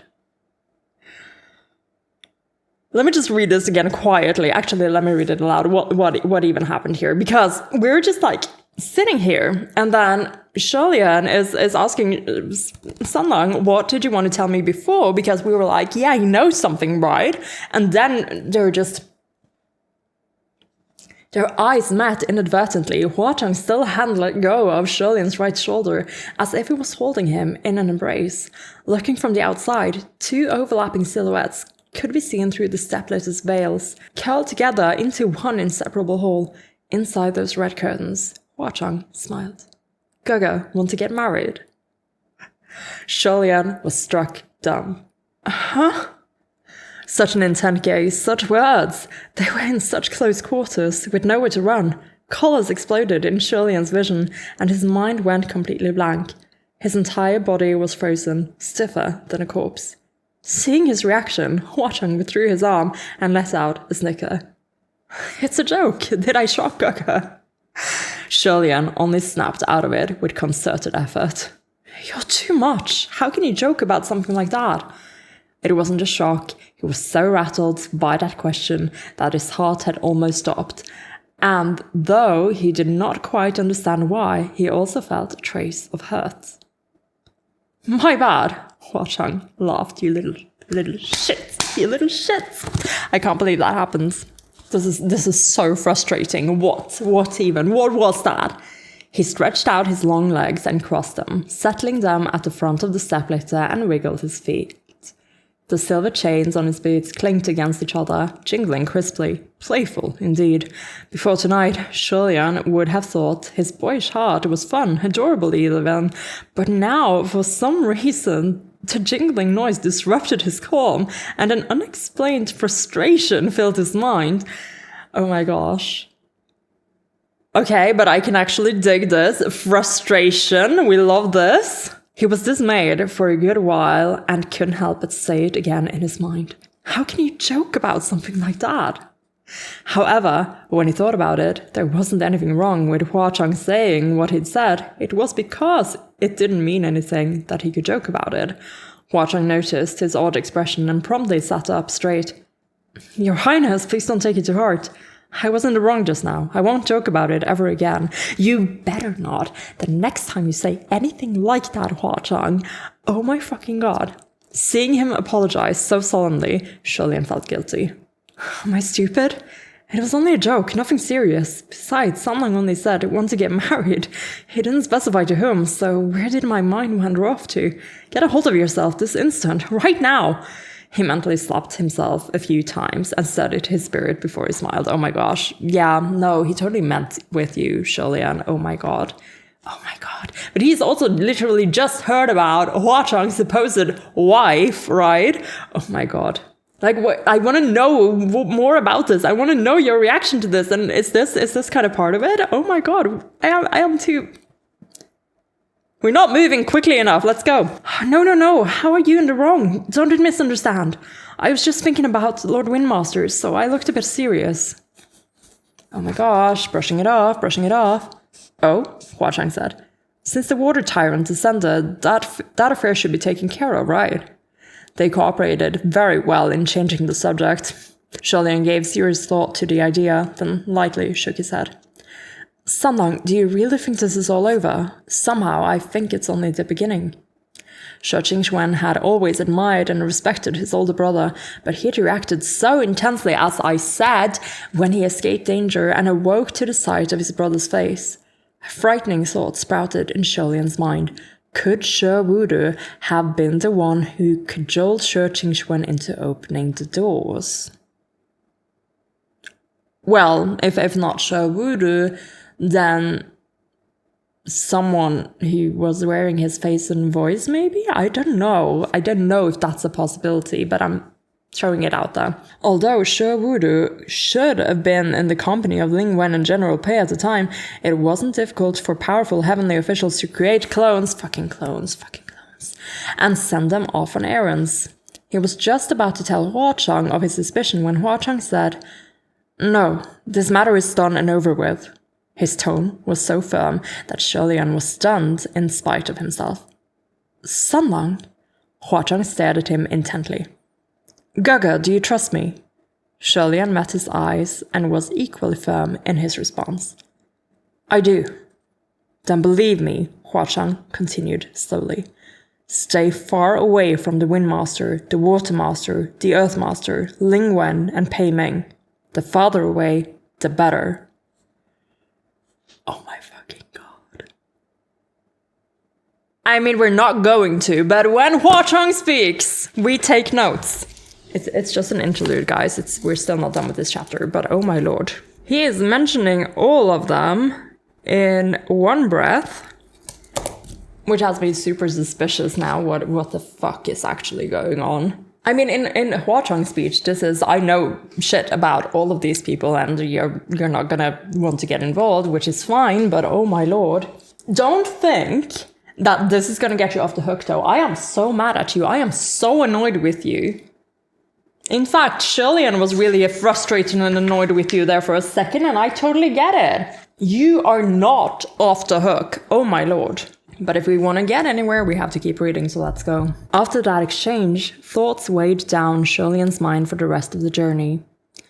He tried prodding for more information, but every response Hua Chang gave him seemed to indicate he had already said all he was willing to say on the subject, and so Sholian didn't push. Okay, but he doesn't want to tell us anything. He just says, stay away. That's very inefficient, Hua Chang. We need reasoning. Sholian is a curious little weasel. He needs to know things. You can't stop at nothing. That is to say, I too am a curious little weasel. Let me know what's going on. Upon their return to Puchi Shrine, dawn had not yet broken. As they pushed the door open, Sholian could see that the dishes had been cleaned and put away. Lang Ying, Gu Zhi, and Qi Rong were all inside, tucked under a blanket and soundly asleep. All of them? Seriously, all of them? It seemed that there really was someone who had attended to things here while he was gone, and they had already silently left. This time, when Julian returned, there was a large stack of prayers waiting for him. Pucci Shrine had never received so many prayers before, but he didn't think it had anything to do with the wealthy merchant spreading the good word. Yes, the wealthy merchant who lived in town finally stopped by to fulfill his vow. However, even after he had stopped by, he either didn't notice or purposely ignored the very obvious sign Julian had placed out in front. He also didn't donate as much money as he promised he would. Fuck this guy. We did him a solid, and this is how he repays us. This is terrible. The most important purpose of his visit was to gift a silk pennant, and he enthusiastically presented it to Julian in front of all the villagers. Julian rolled it open unsuspectingly, then promptly folded it closed. The giant words on the pennant were still burned into his mind. Return babes through miraculous hands. Are you... What? What is this? What is a pennant even? Like, it seems like it's like a silk scroll or something? Like a banner? And that saying, return babes through miraculous hands, is a play on the idiom, return spring through miraculous hands, which is a compliment for doctors who are so skilled they can bring the dying back to life. I see. So it's a play on how Julian solved the whole ghost baby thing. Oops. Julian had been struck speechless. Remembering sending the wealthy merchant off, he exhaled a long sigh. He worried every day, wondering when the shack would finally collapse. He really didn't know when he'd be able to have it repaired. Hua Chang was leaning against the shrine's door and seemed to have guessed what he was sighing over. I've been wanting to ask, Hua Chang said. If Gaga doesn't feel secure living here, why not move somewhere else? Julian shook his head. That's easy for you to say, Sanlang. Where would I move? Hua Chang smiled. Why not move in with me? Oh my fucking god, you're not allowed to say things like that, not after the stunt you just pulled! Are you kidding me? Julian knew that those words couldn't be as nonchalant as they sounded, but that joke the other night had somehow traumatized him, like he no longer dared responding to anything Hua Chang said using that joking tone. He'd only acknowledged him with a brief smile and a tilt of his head. You fucking played yourself now, Hua Chang. You have played yourself. I can't believe that this is the result of all of this. Okay, so positively, what this does mean is that Julian is actually, reacting with feelings of hurt and disappointment when these sort of joking proposals are played off as jokes. Because he is starting to actually want some of it to be real. And yeah. Me too, Julian, me too. As for the prayers he had received, they were all quite mundane requests. The old ox broke his leg and couldn't hold a plough, or the wife in the house got pregnant and couldn't help in the fields. But they were prayers nevertheless, and he had to treat all worshippers equally. So after taking a few days to rest, Julian responded to them by heading into the village to help plough and plant the fields. Since Hua Chang was staying with him, naturally he tagged along to play. Julian hadn't wanted him to take up such hard manual labor, but he refused to be dissuaded. And so, the two changed into coarse clothing, rolled up their sleeves and trouser legs, and entered the water of the rice paddy fields. Farmer Sanlang era is back at it again. I absolutely love this. Sanlang, come over here. We need to get you, and we need to get you the farmer's hat. See, Gaga is graciously lending it to you, even if you're being a little... Sorry, microphone, I'm just being angry with Sanlang for being a... Bustling farmers scattered the expanse of lush green rice paddies, and among them, two silhouettes were particularly conspicuous. Hua Chang's impressive air could hardly be hidden away so easily, even when he was dressed in Julian's gritty clothing. Rather, the ragged outfit only seemed to accentuate his face and figure. The two of them were fair-skinned, with beautiful arms and long straight legs, and they were brilliantly eye-catching amidst the field of muddy farmers. The village girls were used to being surrounded by boors, and the sight of such a pair made their hearts race and cheeks redden. They kept sneaking glances as they planted seedlings, and soon their grafts veered so far off course that they became the targets of the day's teasing. Hua Chang's blanched skin was a color devoid of blood, while Shirlian's luminously pale skin had rosy undertones. Due to Shirlian's natural physique, the more he sweated, the more his skin glowed like white jade. With the blazing sun overhead as they worked, he flushed as white as powder in no time at all. The dry heat was intolerable, and he wiped at the beads of sweat rolling down his collarbone. A sudden thought struck him. Ghosts were creatures of the shadows and disliked the sun, so Hua Chang must be even more irritated than he was. Shirlian turned his head to look. Sure enough, he saw Hua Chang straighten up languidly as well, his eyes squinting as he used one hand to block out the sun.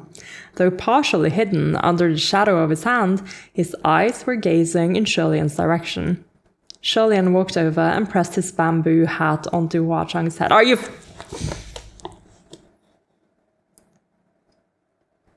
I swear I am not doing this on purpose. That's insane. I can't believe this happened again. It's just whenever we get Farmer Sunlong, I have the urge to give him the hat. And yes, apparently so does Shirlian. I just understand Shirlian's intentions very well. Whenever Sunlong is farming, he needs to have the hat somewhere close by. I can't believe this. This is so funny to me. I can't believe this is so dumb. I swear, I never know that this is gonna happen. I couldn't have known. Come on. I love these fun little prophecies, so to speak. This is hilarious. So Shirlian walked over and pressed his bamboo hat onto Hua Chang's head. Here. Hua Chang seemed somewhat surprised by the action, but his eyes soon squinted into a smile. Okay. This is progress, guys. In the Banyu arc, Hua Chang refused to take the hat, but here, he accepts. We are getting somewhere. It might be very, very slow moving, but we are getting closer to something. Although Hua Chang had said he was only going to work, I'm slowly realizing that this is tension. This tension is supposed to be here to make me feel it, because I am supposed to want for this, right? As the reader, we are supposed to want for this. So they're building this tension quite masterfully. I love how the cover art plays into this, This was not here, the cover, I suppose, when this was published as a web novel, but in this timeline where we're reading TGCF with these covers, this really plays into that anticipation and layers into the tension of this. And it just amplifies all the tension that is built into this. Oh my lord. Although Hua Chang had said he was only going to work the fields for the fun of it, when he actually got down to business, he was much faster than Shirlian. He was quick and proper and incredibly skilled. An hour later, Shirlian finished transplanting his paddies, but he was already sore and achy. He straightened up and knocked his fist against his lower back for some relief, and Hua Chang instantly came over to help him out. Shirlian took a look at Hua Chang's section, and he was shocked to see that he'd quietly finished a large patch of field all by himself in only an hour. Each green rice stalk stood neat and orderly in the watery paddies, and it was a sight most pleasing to the eye. Sunlong, you really do learn fast, Shirlian marveled earnestly. You don't need to help me. Go sit and rest and drink some water or something. As Shirlian wished, Hua Chang went to the field ridges to retrieve water. The village chief had been watching from the sidelines for some time, and he gave a thumbs up. Dao Zhang, which house does that lad belong to? He's so diligent, so amazing. Just one of him is as good as 10 men. If any girl catches his eyes, it'll be her good fortune. Oh my god. I love this though. I do like getting to make Shirlian listen to people admire Hua Chang. Sholian snorted a laugh, but it wasn't long before a few others crept over to inquire as well. Hey, Daojang! Where does the lad staying at your shrine hail from? Is he married yet? He hasn't got a wife at home, right? Surely not, he's so young. Sholian didn't know whether to laugh or cry. Big mood, Sholian, big mood. And answered vaguely. I guess not. He's young, so it's not time to consider anything yet. Well, that's not right, the villagers countered. It's precisely because he is young that the matter has to be settled quickly. Daojang, you got to talk to him. Men gotta settle early before they can mature. Gotta start a family before anything else. That's right, young people got those raging hormones and all. They can't endure too many lonely nights. Oh my god. All these villagers were from households with daughters and were clearly there to dig for information. Just as Sholian cautiously turned them away, Hwa-Chang strolled over with a bamboo water bottle, oh wow, dangling from his hand. I'm married, there's a wife at home. Oh my god, okay, it's so comical that he's saying it, but actually we did hear those ghosts mention this wife earlier, so what is going on? Is this just a ruse, or is there some truth to this? Like, is there an actual woman involved in some way or something? And it's oh my god, I can't believe this. This is so enraging. This is so frustrating. Oh my lord. When the villagers heard this, they were greatly disappointed, but still unrelenting. Whose daughter is it? Won't you tell us, little fella? You're not lying to us, are you? She must be virtuous and beautiful. Hwa-Chang raised his brow. That's right, virtuous and beautiful. A real noble, gracious, special someone who I've liked ever since I was young. I had a crush for many years and pursued it non-stop until I managed to win my special someone over.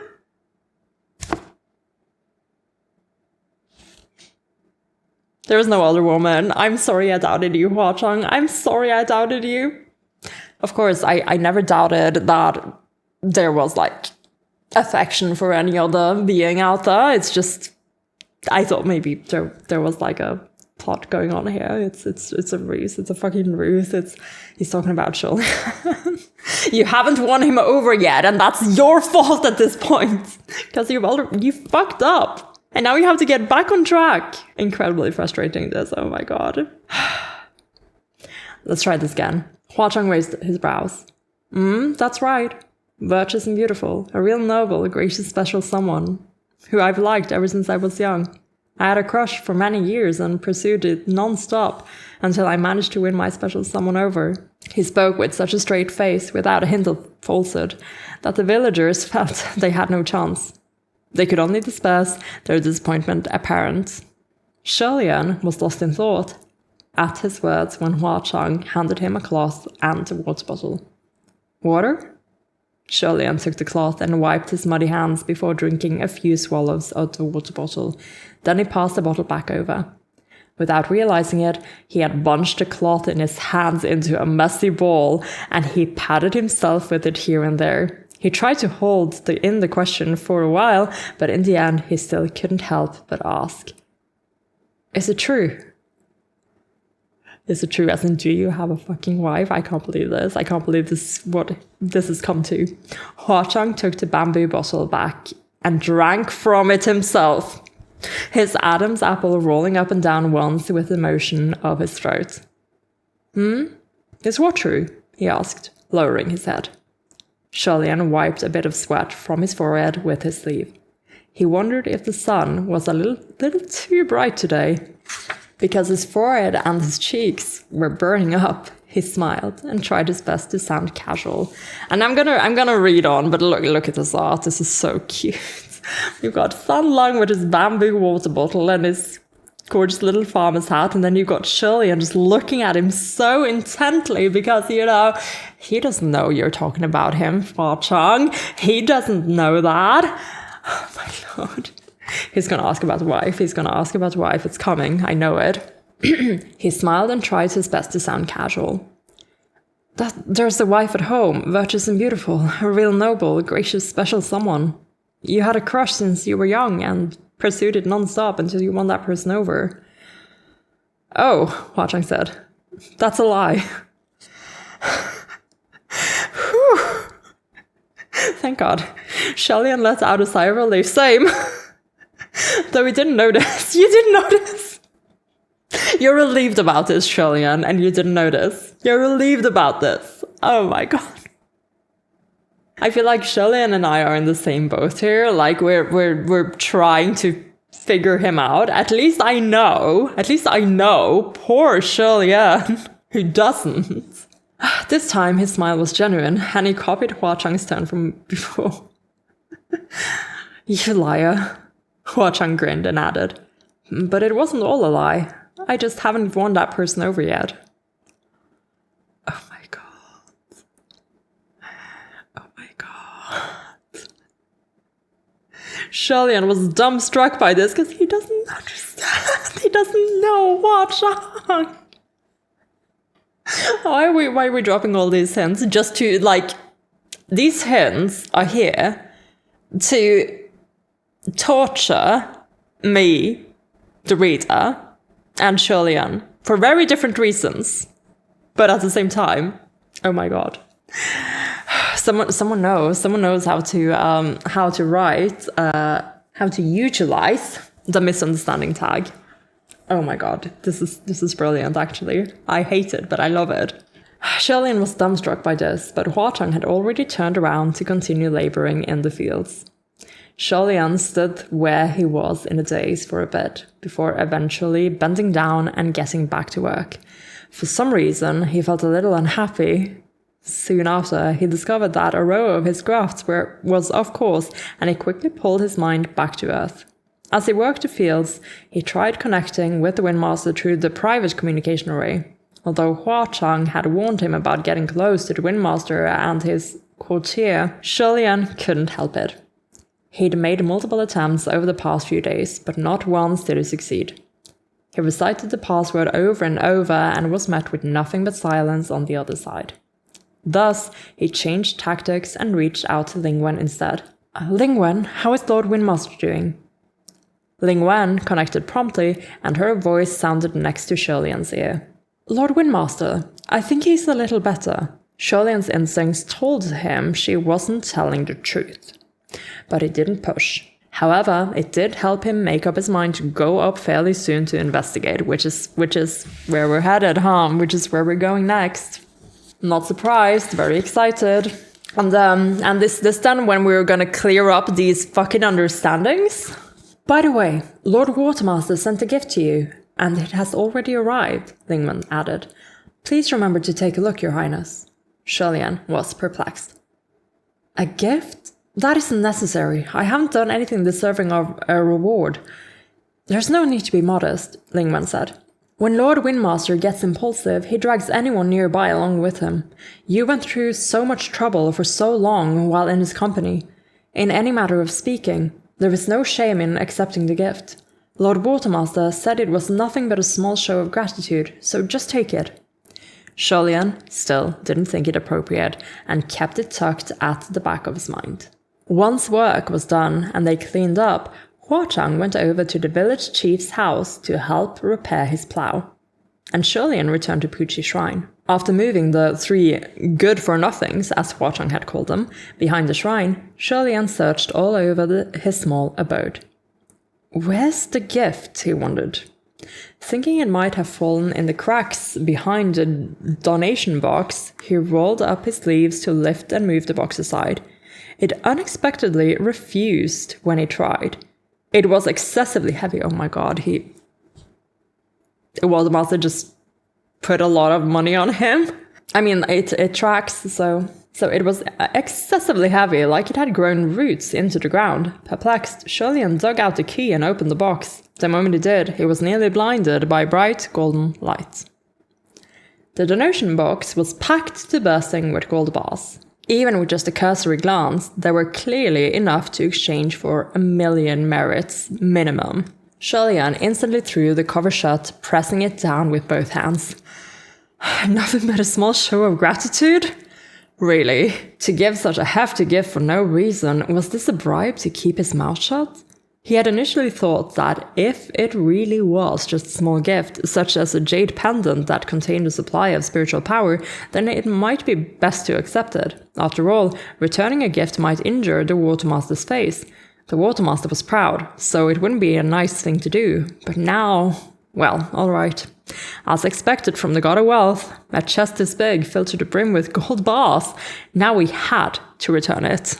I thought he might think so. It just so happened that he'd already been planning on making a trip to the heavens to check on the Windmaster. He figured Huachang wouldn't be back soon enough to let him know in person, so he left a note and then hoisted the oppressively heavy donation box onto his back before taking off. I love how you're just heavy deadlifting this box. You're just putting it on your back to bring it along. That's super, super heavy.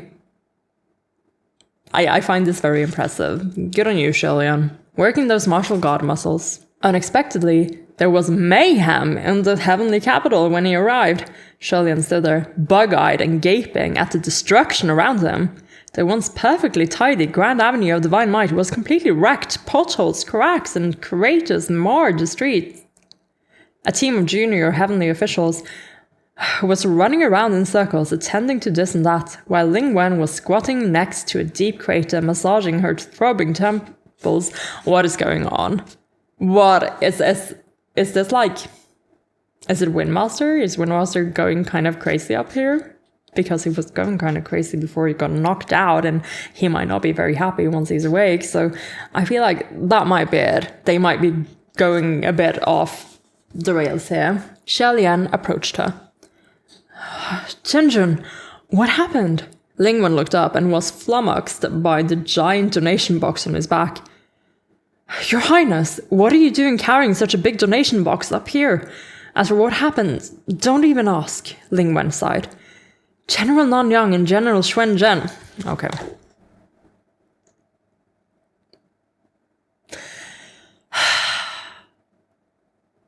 How come it's always you two? Oh my... Okay, let's just go. General Nanyang and General Xuan Zhen got into a fight and destroyed each other's palaces. Function and Muqing? Shillian was amazed. Why were the two of them fighting again?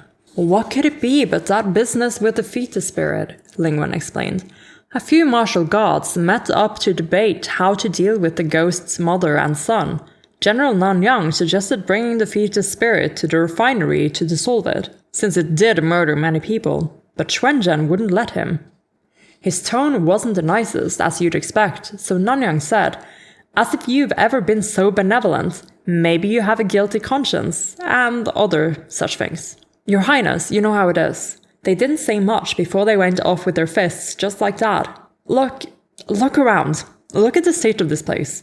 You martial gods really don't have a good culture. This year's repair expenses are terrifying. I only ran the numbers halfway and now I've forgotten everything again. Honestly, she really did look like she had quite the headache. Oh my god. Okay, but there's some interesting clues in this actually, because they're discussing what to do with the fetus spirit and with Lang Chang, the mother, and General Nanyang, Function, suggests bringing the fetus spirit to the refinery to dissolve it, and then Xuanzhen, Muqing, won't let him. Why would Muqing be so opposed to killing off this fetus spirit, to dissolving it? I mean, I do remember him exchanging that glance, looking at Lan Chang when he first saw her. He must know something. He's the last person on this board I would think would stop the dissolving of an evil spirit. Unless he knows something about it. Or at least suspects something about it and its origins. I am so confused. And so suspicious. Muqing knows more about this than he lets on. Because why else? Why else would he stop this from happening? This is so suspicious to me. And I feel like we're kind of hiding that information under his fight with function. Like, they always fight and now they're at it again, is what we're saying. But we have planted that seed of information that is quite important. So Ling Wen looks like she has quite a bit of a headache. Then I'll leave you to it, Shulian said. I'll go check up on Lord Windmaster. Ling Wen looked up. Visit Lord Windmaster? Don't bother, Your Highness. Lord Windmaster isn't seeing visitors right now. Didn't you say he was a bit better? Shulian asked. That's what Lord Watermaster said, Ling Wen replied. But Lord Windmaster not seeing visitors was also a statement from Lord Watermaster. Not even I can see Lord Windmaster right now, so he probably needs more time to recuperate. You'd best not go, Your Highness. Speaking of, isn't your donation box too... Wham! Shulian dropped the donation box to the ground. Then will you please help me return this to Lord Watermaster? I haven't done anything deserving of such a reward, and even if he didn't give me anything, I would never say anything that shouldn't be said. He felt relieved after throwing the box down and left with haste.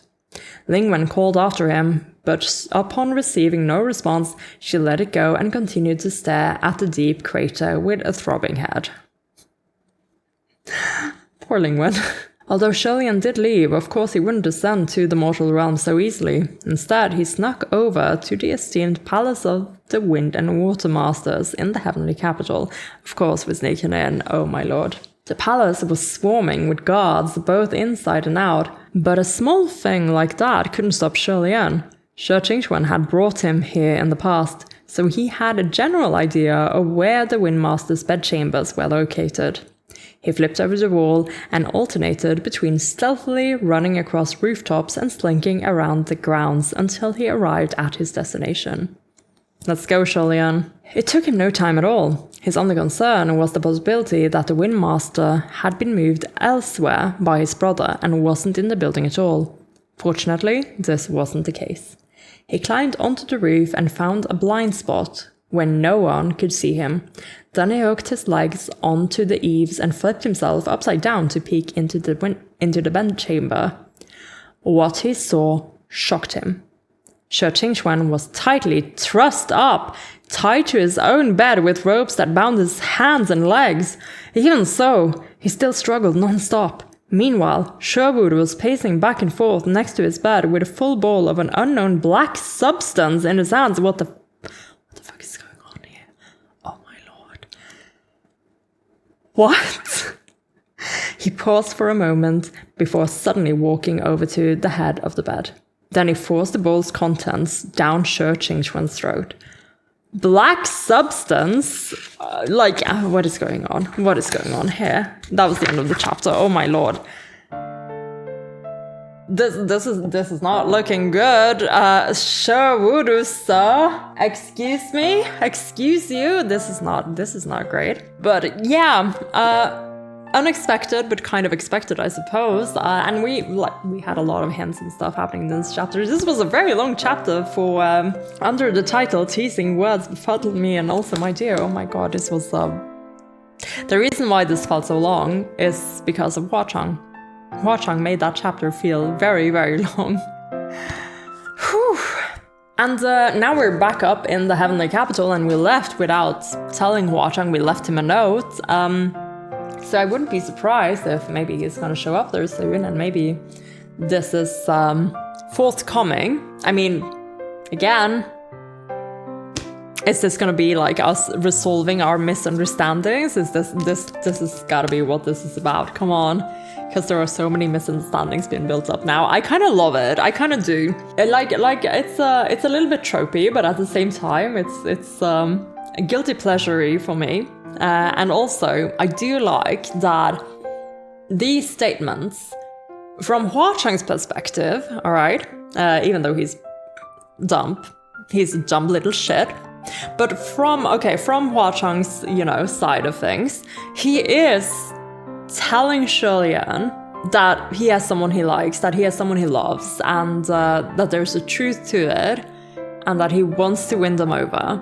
He is admitting that he has a romantic intent. Now, the problem is he's not directly telling Shulian, and at the same time, Shulian has other people, like, you know, the ghost ladies planted the idea of there being a wife, and now Hua Chang also mentions said wife.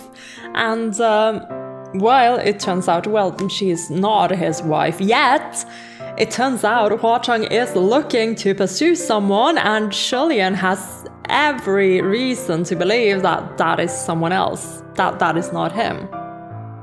And his reactions to these things is what's important here.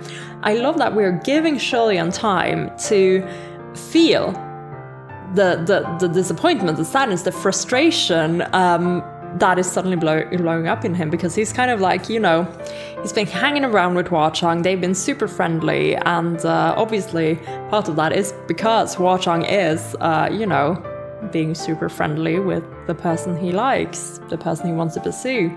But Shulian hasn't really, you know, considered this possibility before quite recently. As in, literally, in book 3, volume 3, we started, you know, making this a possibility. AKA the possibility that kissing Hua Chang, sitting comfortably with him, you know, in his lap, preferably in his fucking litter. Like all these things are possibilities now. There are things that might happen. And Shulian is aware that these are things that Hua Chang might do with someone, and he's feeling the disappointment in that it might not be him. Like don't worry, Shulian, it's gonna be you. We know it's gonna be you, even if you don't know it. And but I love this frustration, actually. It's really good because it again gives Shulian time to actually consider his own feelings. And, you know, I don't think Hua Chang thinks that Shulian knows who he is. I don't think Hua Chang thinks that Shulian is aware or suspects their past just yet. But he acts like he does, as in, like, if he thought Shulian might already know that they have a shared past and he did all these things, like in that case, it would be like he is planting these things and telling him basically to his face what is going on here. But because Shulian doesn't know, and I think Hua Chang knows that he doesn't know, he's being a coward. This is very cowardly of you, Hua Chang. But at the same time, you know, he does not expect to be accepted. I don't think, after everything that happened, after the whole underwater kiss shenanigan, I don't think he expects to be accepted at this point. But at the same time, he is pursuing him. He said it with his own words. Like, at this point in the story, what Hua Chang is doing is a romantic persuasion. It might not have been that during Volume 1, during the Banyu arc. It might not have gotten to be that yet, but now it is. And we see it in how Hua Chang is more willing to accept gestures like the bamboo hat. And I feel like I'll probably repeat a lot of the things that I just said in my next pre-discussion, but I think that's really important to note, that we are seeing changes in Hua Chang's behavior as well, and I think there are changes in his intent as well compared to, say, Volume 1. Now that he has gotten to know Shulian as Shulian, you know, and not just as this less approachable figure that he's admired for so long, who's done so much for him, but, you know, as Shulian, the wandering cultivator, I suppose. But that was great. That was fun. Is that enough? I don't think it's enough. Next chapter is only 10 pages. We're gonna do another chapter, guys. We're doing another chapter. And yeah, I didn't even discuss the fact that She Wudu is, you know, keeping She Qingxuan apparently against his will. Apparently, She Qingxuan is awake, but he can't access his spiritual energy, and I wonder if, I mean, he can't hear or at least reply to Shulian's messages, and I wonder if that has something to do with, you know, how She Wudu was taking his pulse and then reacted really weirdly. Like, what is happening? Is She Qingxuan, like, made mortal or something? Is my first idea. It's my first thought, considering that he's not responding in the communication array. We've nerfed that. So let's see. Let's see what's going on here. Chapter 58, traversing through tunnels, sword hanging above. Traversing through tunnels. Okay, so we've been talking about tunneling. Shirley-Ann mentioned tunnels, as in there were no tunnels in the hut, the place where he put Shirting-Xuan after the body switching spell, the soul shifting spell. So there were no tunnels, so we didn't leave like that. So I think maybe we might be tunneling. We're going to be tunneling, guys. We're going to be digging him out. Shirting-Xuan violently choked as Sherwood squeezed his jaw and force-fed him the contents of the bowl. He spat and sputtered out more than half the stuff, dirtying the front of his robes. Screaming, he slammed his head into the bowl to knock it from his brother's hands. Sherwood fumed. "Go ahead, keep breaking them," he yelled.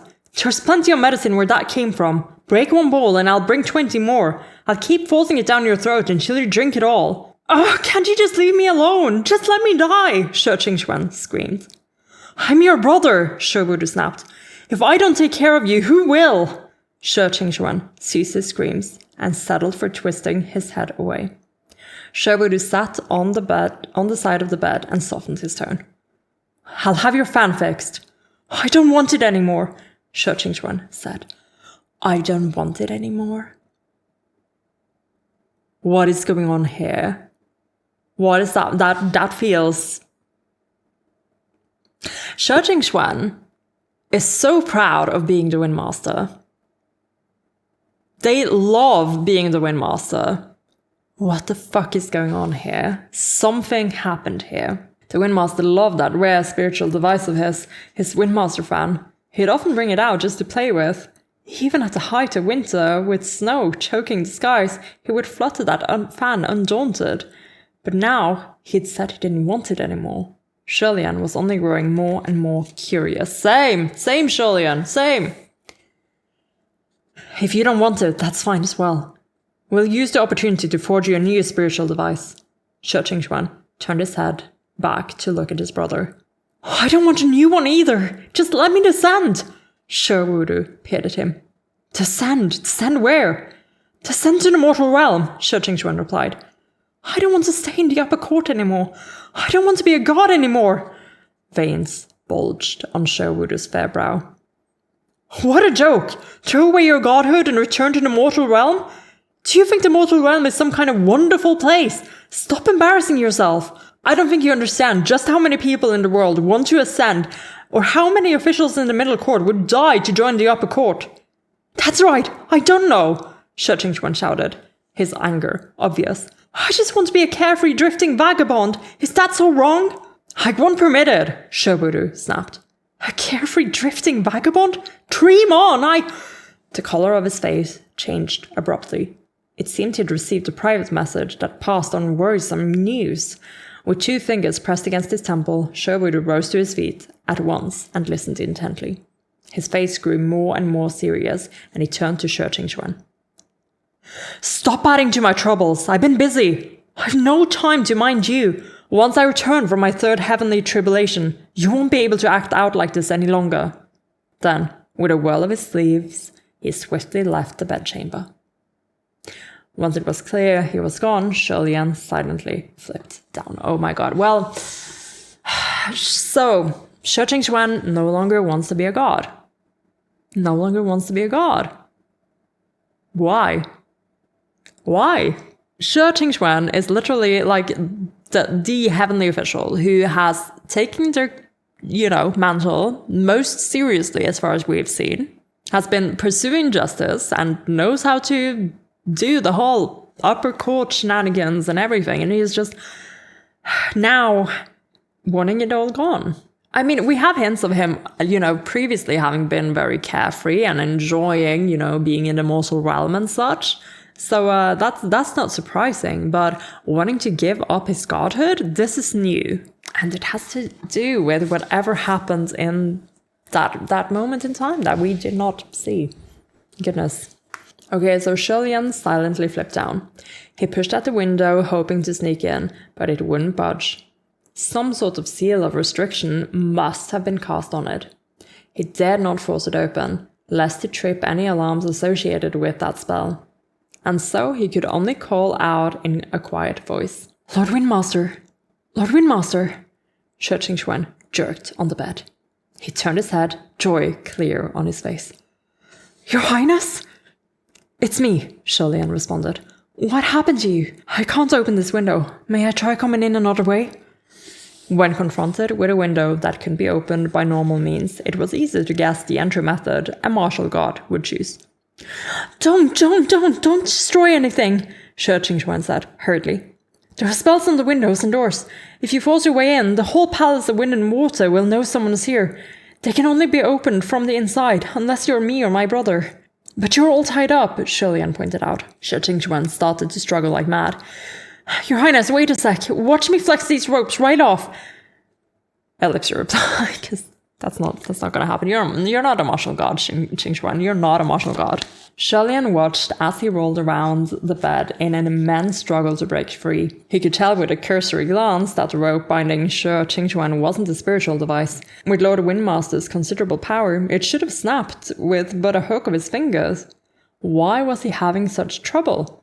Was Shi Qingxuan really so seriously hurt that he couldn't break free of simple bindings? All of a sudden, an auto movement came from under Shi Qingxuan's bed, and a hand stretched out from below. Okay, we're digging our way in. Who's it gonna be? I mean, it's not Shi Lian, so... Ming Yi? I mean, who else? Who else? Pei Ming? Shi Lian was startled, but his heart raced in alarm. Lord Windmaster, watch out! Someone's hiding underneath your bed! Shi Qingxuan's expression also changed. What? Just as he spoke, a black figure swiftly crawled from under the bed. Staring down commandingly at him from above was a man dressed in black and wearing a ghost mask. It was hard to tell how long he'd been hiding there or what he was about to do. A ghost mask? What does this mean? Shi Qingxuan withered desperately, unable to escape his bonds, and Shi Lian remained locked outside. It was truly a dire situation, but before Shi Lian could put his thoughts of smashing the window into action, he saw the man push up his ghost mask. Shut up! He hissed in a hushed voice. Shi Qingxuan's eyes widened. Mingxiong? Of course it's Ming Yi. It's Ming Yi. Mingxiong! My god, Mingxiong, my good pal, quick! Help me loosen these ropes! With just one hand, Ming Yi snapped a rope that bound Shi Qingxuan. Shi Qingxuan worked out the kinks in his limbs, then crawled out of bed and rushed over to the window. He clutched Shi Lian's hands and shook them in earnest gratitude. Your Highness, thank you for remembering me! Shi Lian patted his shoulders and then hopped into the bedchamber with nimble feather lightness. Wasn't there a restriction seal on the chamber? How did Lord Earthmaster get in? It was hardly a feat, considering my profession, Ming Yi said. Like his profession as the Earthmaster? Working in construction, I guess? Digging tunnels? After saying this, he seemed to notice something amiss. He picked up the rope on the ground and inspected it before asking Shi Qingxuan, Why can't you break free of something as trivial as this? Shi Lian looked closely as well. This was a completely ordinary rope. With such strong spiritual power at his command, why did the Windmaster remain bound for so long by nothing but coarse twine? Shi Qingxuan's face froze, and Ming Yi grabbed his left wrist. As he felt his pulse, his expression turned grim. What's going on? Shi Lian reached out and took a hold of Shi Qingxuan's right wrist. After a moment, his discovery dumbfounded him. Lord Windmaster, how did this happen? There was not a trace of spiritual power in Shi Qingxuan's body. Yeah, that's what I thought. That's what I thought might have happened. I'm also a little, conflicted here, because this happened, his condition happened before we found him. Shoburu is keeping the condition hidden, and he is obviously trying to cure it, right? And not really succeeding. But also, Ming Yi is here. He showed up, he's helping out, and I'm like, why? I want, it's so nice that his friend is showing up, but also, very auspicious timing, I guess. He and Shi Lian just, decided to come save Shi Qingxuan at the same time. Impressive. But I feel like this should be nice, but at the same time, I feel very conflicted because I haven't been able to shake my suspicion regarding Ming Yi, and now he's doing good things. But at the same time, again, like I was saying, why is he here? Why are we rescuing him at this time? Right after Sherwood is called away on something. Like he needs to get moving, and then Ming Yi shows up. Like, have you been loitering underneath here, waiting for the time to get out and get him? Or is this not really a coincidence at all, is what I'm saying. So anyway, there was not a trace of spiritual power in Shi Qingxuan's body. Was it a bowl of medicine? Shilian guessed. Recalling the bowl of medicine Sherwood was trying to force down Shi Qingxuan's throat earlier, Shilian crouched to check the spillage. However, Shi Qingxuan replied, "No, it truly wasn't the medicine." Shilian was somewhat familiar with the healing arts. Judging by its smell, the medicinal broth was likely an anesthetic meant to calm him. At most, it might cause drowsiness. Thinking back to the terrors of cascading wine and the frightening look that crossed his face, Sherwood must have noticed his younger brother's condition when he grabbed his wrist. He was likely making his brother drink such a broth for his own good, so why was Shi Qingxuan so adamant in refusing it? No wonder Shi Qingxuan wasn't answering any private communications. With all his spiritual power completely gone, he was no different from a mortal. Yeah. What exactly happened here? Lord Windmaster, you've been banished? Shilian blurted without thinking. How else could this have happened? But there were no cursed shackles on him, and there was no way a banishment could be kept under wraps. The upper and middle courts would have caught wind of it in no time. Shi Qingxuan's face was pale, and he seemed unable to stand any longer. Shilian helped support him. Why did Lord Watermaster tie you up? Only then did Shi Qingxuan snap out of it. Right, my brother. Let's hurry out of here while he's still gone. Let's talk after we've escaped. Then he dropped to the floor and crawled under the bed. Shilian bent down and called after him. Lord Windmaster! There was actually a hole under the bed, leading to somewhere unknown. Shi Qingxuan disappeared into it, and Ming Yi lowered himself down as well, ready to follow him. After a moment of thought, Shilian decided to follow them too. However, Ming Yi came back out. Your Highness, don't involve yourself anymore. Which is also what Huachang said. Shilian was taken aback by his rebuff. Lord Windmaster has given me generous assistance on many occasions. Now that he's in trouble, I can't just sit back and watch. He's generous to everyone, but when there's real trouble, most people don't return the favor, Ming Yi said. How others behave has nothing to do with me, Shilian stated. After we've figured out what's going on, I will of course take my leave if my assistance is necessary. Shi Qingxuan's voice came from under the bed. Are you two coming? The hole is closing. Sure enough, the hole under the bed was gradually growing smaller. Seeing this, Ming Yi leapt inside and Shilian followed. As they crawled through the tunnel Ming Yi dug, Shilian looked back to find that the entrance to the hole had closed on its own. How absolutely magical. Lord Earthmaster, how did you dig this out? He asked in a hushed voice. I thought it was impossible to burrow beneath the heavenly capital. It must be known that the foundation of the heavenly capital was not the same as the earth of the mortal realm. In response to Shilian's question, he learned the Earthmaster Ming Yi was a skilled tradesman prior to his ascension. A tradesman, huh? In his mortal lifetime, he repaired bridges, fixed roads, opened mountain paths, constructed houses, and bestowed prosperity to countless common folk. These astounding feats of service were what allowed him to ascend. Before any major construction project began in the mortal realm, before any earth was broken, the people first prayed to the Earthmaster for the blessing of successful labor. After ascension, he forged a spiritual device, a shovel in the shape of a crescent moon. Rumor had it that there was no mountain this sacred shovel could not flatten, no tunnel that could not be dug, and no building that could not be entered. This was extremely useful for spying operations in Ghost City. Yeah, I suppose. And his tracks would cover themselves. Maybe he could have escaped on his own using his spiritual shovel if Huashang hadn't beaten him to a pulp and significantly damaged his spiritual powers.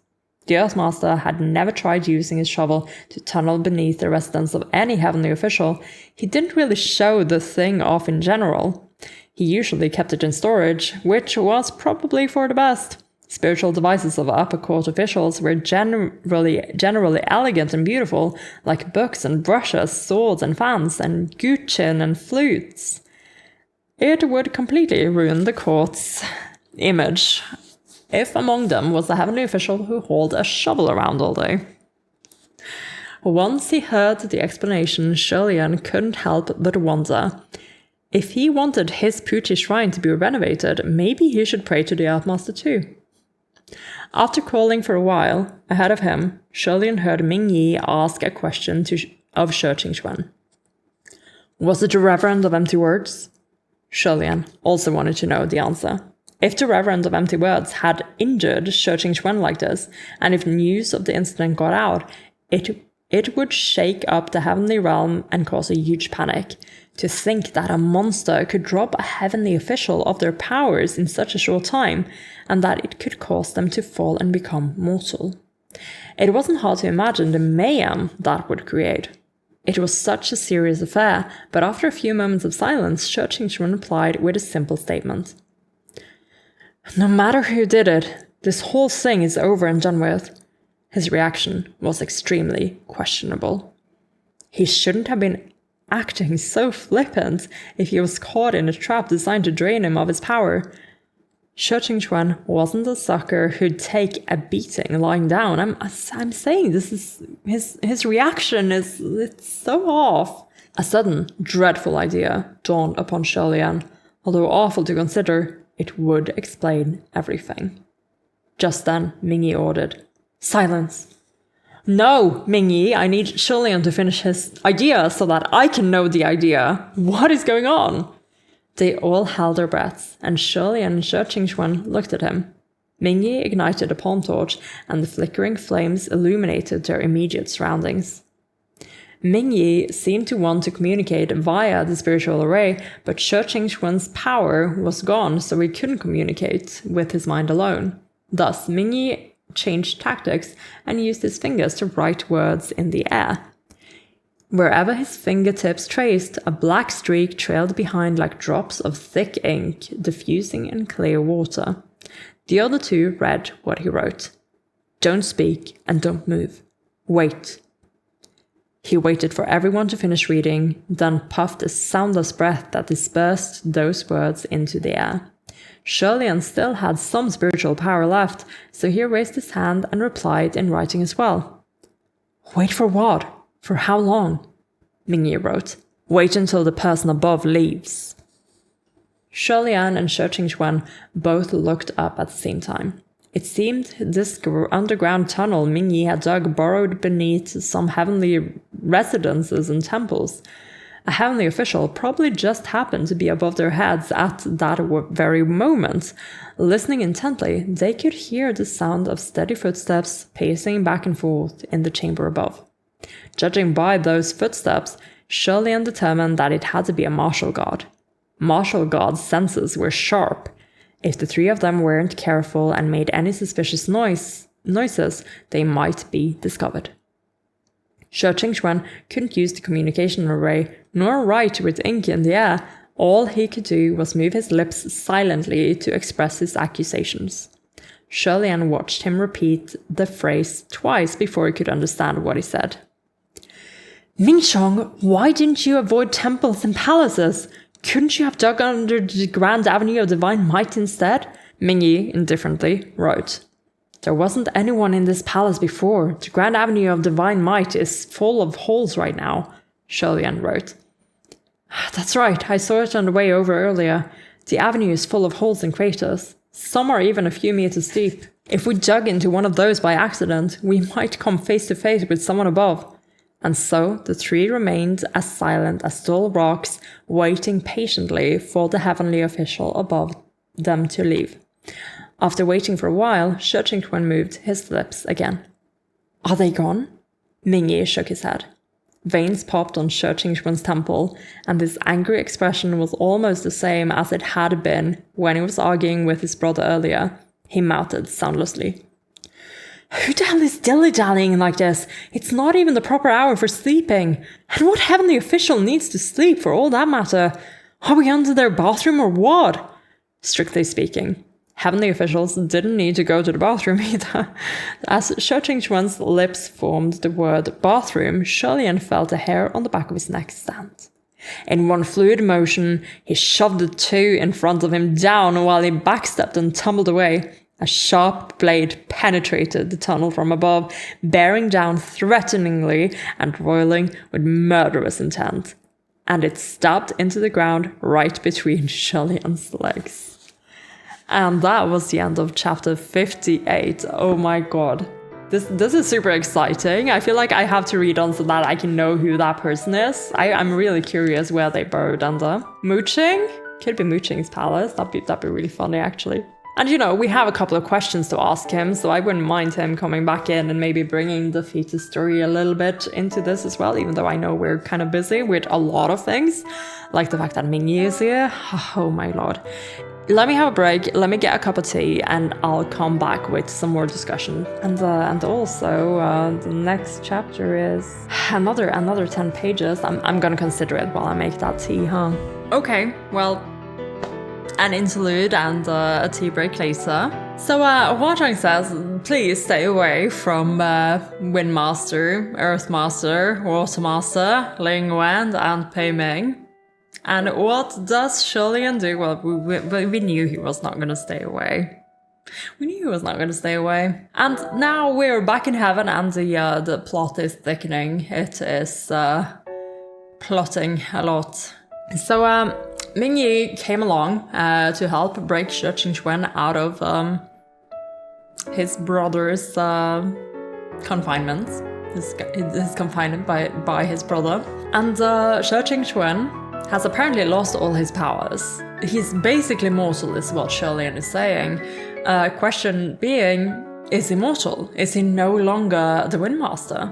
And is that kind of what his broken Windmaster fan was a sign of? But he's also being very deflective. He's not actually telling us what happened. He's like, when Ming Yi asks him directly, was it a reverend of empty words? He's like, does it matter? It doesn't matter who did it. And it's, but it really matters. It really matters. Shi Qingquan, please, stop being so difficult about this. Please open your mouth. Please speak. I do understand that you've gone through some traumatizing sort of situations, but we kind of need to know what is going on here. But yeah, that is where we are now. And now we are under a heavenly official's palace, and Sholian just got a sword stuck between his legs, and not in the fun way. And also, he has a preference for scimitars, so... And really, what exactly is going on here? Ming Yi too told Sholian to not get involved any further. And I think he said it because he knows Huazhang does not want Sholian to be involved. I really do think that there is a sort of not agreement, so to speak, but Ming Yi knows that if Sholian gets involved and if shit happens, Huazhang is gonna show up. And that's probably not gonna be good. At the same time, he is with them now, and he was really useful in avoiding that martial god sword. And I am actually dying to figure out who that martial god is. We have another 10 pages of the next chapter. And I hate that the chapters are so small and so short, because that means that I'm very easy, I'm very easily convinced that I can do another one. And I really am excited to do another one, actually. So I think I'm gonna... Last one before bed, guys. It's already 11:30. Not great. This is not great, but we're gonna go for it. And then I'll post and let you guys know about my progress. So if you're still with me, let's open our books to page 117, chapter 59. Eve of the last day of autumn, an unscrupulous substitution. Substitution? I mean, Sholian had this suspicion of something that has happened, right? That could be an explanation. It's a really bad thing if it has happened. But because he had like this thought just before Ming Yi made us aware of the other thing. A sudden dreadful idea dawned upon Sholian, although awful to consider, it would explain everything. This is not Shouting Xuan. This is a substitution, which is why he doesn't have his spiritual powers. We're keeping the real Shouting Xuan somewhere else. This is like a clone, but like it's like Shouting Xuan isn't aware of it. Like is that it? An unscrupulous substitution, right? Right? Okay, that's my new theory going forward, but we're just gonna have to see. Although Sholian did indeed live his days passing himself off as impotent, pretending not to have the thing was still fundamentally different than truly losing the thing forever. It shocked a sheen of cold sweat into covering his body. You did well, Sholian. You're good. It's protected for later use, I'm sure. Dodge, he barked. The blade was pulled out of the ground just as he spoke. Sholian seized the chance to move forward, but then he immediately yanked Shouting Xuan back. Watch out! The blade plunged down again and stabbed right in front of Shouting Xuan, practically scraping past his head. If Sholian hadn't pulled him back in time, he would have been nailed to the ground on the spot. That was close, he exclaimed, terrified. How did you know where it would attack? Don't know, I guessed, Sholian said. It was pure instinct. When it came to facing down an enemy with murderous intent, he had trained to the point where he could react without thinking. A second, a third, a fourth blade came plunging down, the glare of each blade blocking the way forward and back. Boom. A huge explosion followed shortly after. Violent tremors shook the tunnel, raining down dust and debris. They've opened fire from above! Each boom got progressively louder, and the tremors grew in strength. Their source was obviously coming closer and closer. Sharp swords blocked them from front and back, all young, keen blades. Function was a senior, so Sholian wasn't sure it could fight them head-on. Ming Yi retrieved his crescent shovel from somewhere and began to dig into a wall of the confined tunnel with great difficulty. Next to him, Shouting Xuan was so distressed that his soul was about to leave his body. Mingshong, can you even do this? Mingshong, can you hurry up? It's your fault for not using that thing for such a long time. You gotta spend more time with your devices, alright? Get intimate. Look how stiff and rusty it's gotten. To be fair, allowing it to become rusty was forgivable. After all, aside from Sholian, there wasn't a single heavenly official who could carry around a shovel every day with a straight face. Veins popped on Ming Yi's forehead. Shut up! Sholian hastily intervened. Don't be mad, the tunnel's being dug. It was as he said. The moment Ming Yi put pressure on the shovel, a hole opened up before them. Raising the shovel high, he burrowed crazily ahead, while Shouting Xuan cheered him on crazily from the middle. As the only non-crazy person, Sholian brought up the rear. The shovel of the Earthmaster was truly magical. It dug out a few dozen meters ahead, with only a few strokes. And when he looked back, the hole behind was gradually closing up on its own. However, thin light leaked from above the place where they'd just been trapped. They're drilling through, Sholian alerted them urgently. Ming Yi picked up the pace and burrowed even crazier, but suddenly his movements stopped, and he looked up. Sholian reacted the same way, because they both sensed the same thing. It was completely silent above them. They could detect no movements. There was likely an empty space above them. Since their tunnel had already been discovered, they needed to get out before trying anything else. Ming Yi changed course and started digging upward. Are you too sure there's nobody here who'll spot us when we get out? Shouting Xuan asked. Haven't heard anything, unless they're sleeping, Ming Yi replied. Of course, that shouldn't be a possibility. Heavenly officials usually didn't need to sleep at all, never mind in the middle of the day. Ming Yi's shovel broke through and all three poked their heads out to take a gasp of fresh air. However, before they even had the chance to exhale, they saw someone on the bed across from them. Sleeping, of course. It was a young man, and he was soundly asleep, with his arms and legs sprawled out like a starfish. Lang Chencho? Is that you? Are you not out on your revenge course? Shirlian was baffled. It seemed to really were heavenly officials who slept in the middle of the day. Roused by the hubbub, the youth rolled over and sat up. His curly hair...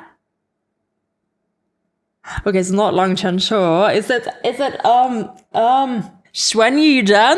That's the only curly-haired person we know. His curly hair was a frightful mess from his slumber, and he watched the three strange heads with sleepy eyes. He furrowed his brows and scratched his head, clearly confused as to why such things had appeared in his palace. The three of them pretended that nothing was wrong and hastily clambered out of the hall. But just when Shi Qingxuan was almost out, he gave a cry of alarm. Shirlian looked back down and saw that a hand had caught his ankle. The hand's owner was Pei Ming. Yeah, so Pei Ming, they were under Pei Ming's palace. That's insane. He maintained exceptional manners, even while stuffed into a tunnel. I'd wondered what little mouse was scurrying under my palace. Qingxuan, why are you out and about? Where are you going? You know, oh my gosh, we have art and it's glorious. Let me just read a little bit more. You know how your brother gets when he gets mad. Hurry back before he finds out. Roya flew forth to strike his hand away, and Pei Ming leapt out of the hall. Your Highness, Lord Earthmaster, don't you have anything better to do? It's quite preposterous that you're encouraging the Windmaster to run away from home for no reason, isn't it? General Pei, while Lord Windmaster is Lord Watermaster's younger brother, he has still been a heavenly official for centuries. Please don't talk about him like he's a 3-year-old toddler, Shirlian said.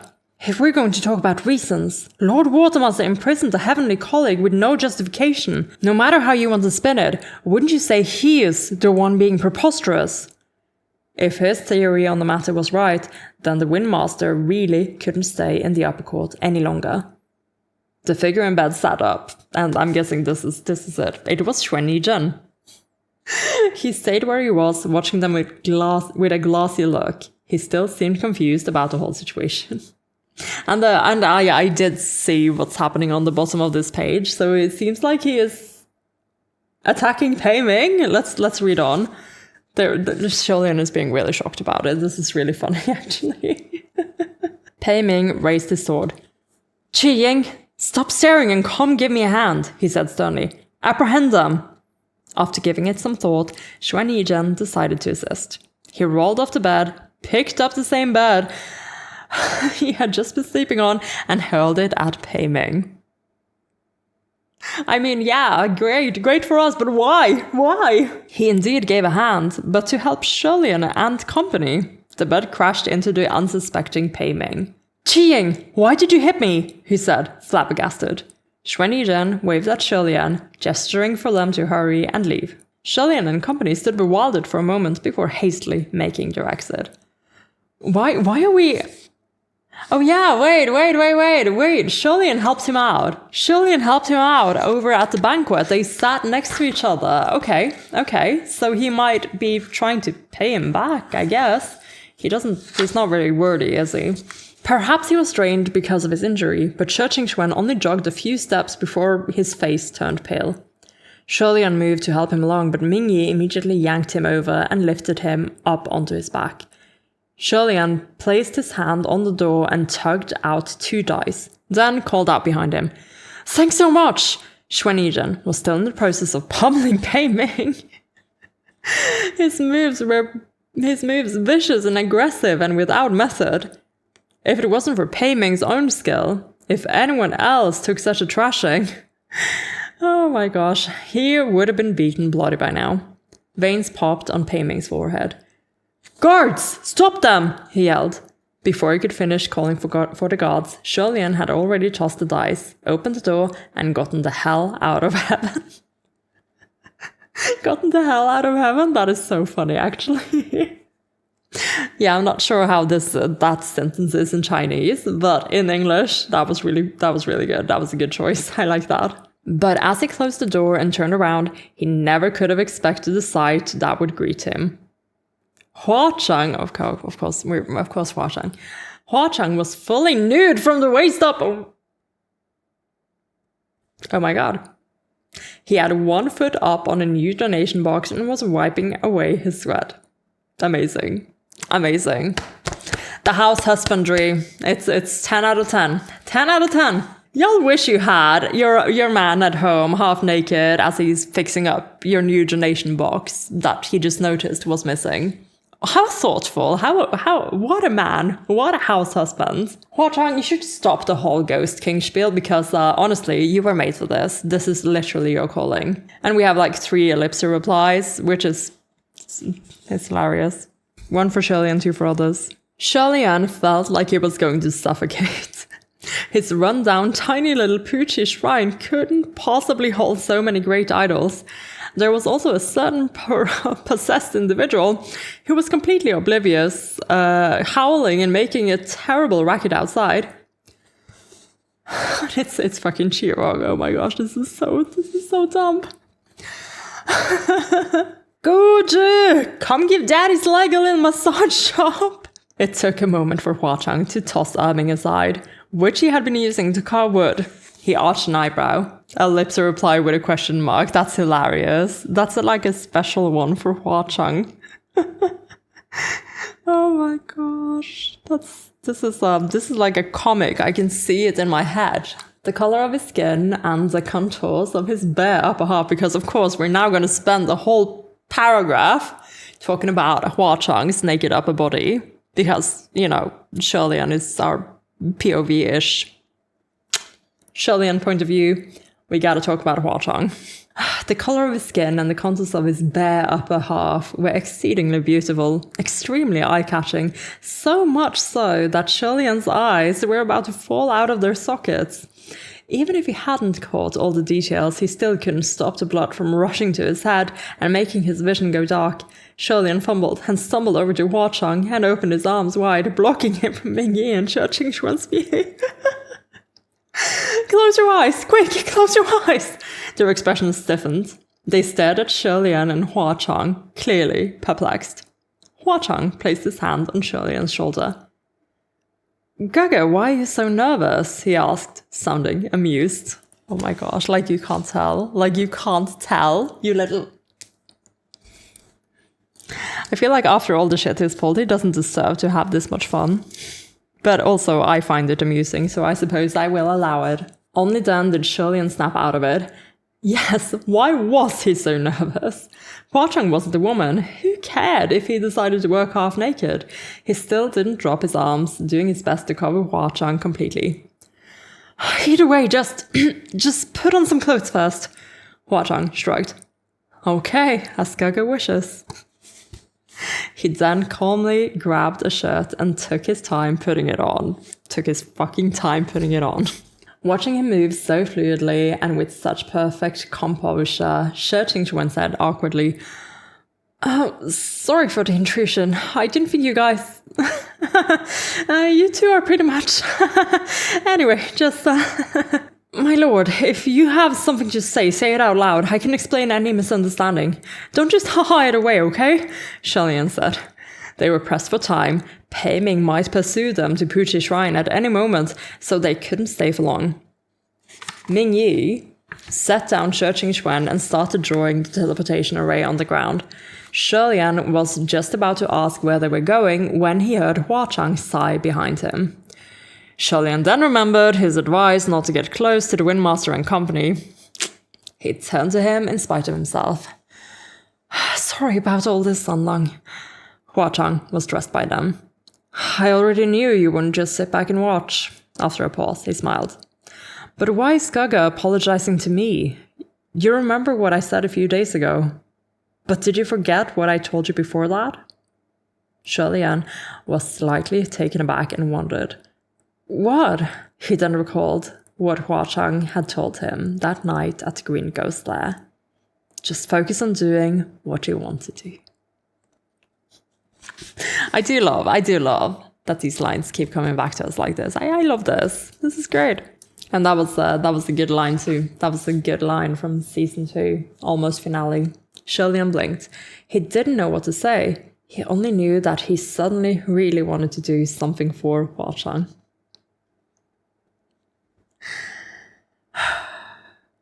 He reminds you of this, and then you just get this insane like feeling that, oh, I want to do something for him. I love them. I love them so much. This reciprocation, I love it. I love it. But at that moment, there really wasn't anything he could do. He was stuck in place until he noticed an issue with Hua Chang's collar. Wait! He hurried over to help Hua Chang fix his collar, which hadn't been properly flipped out after he shrugged the robes on.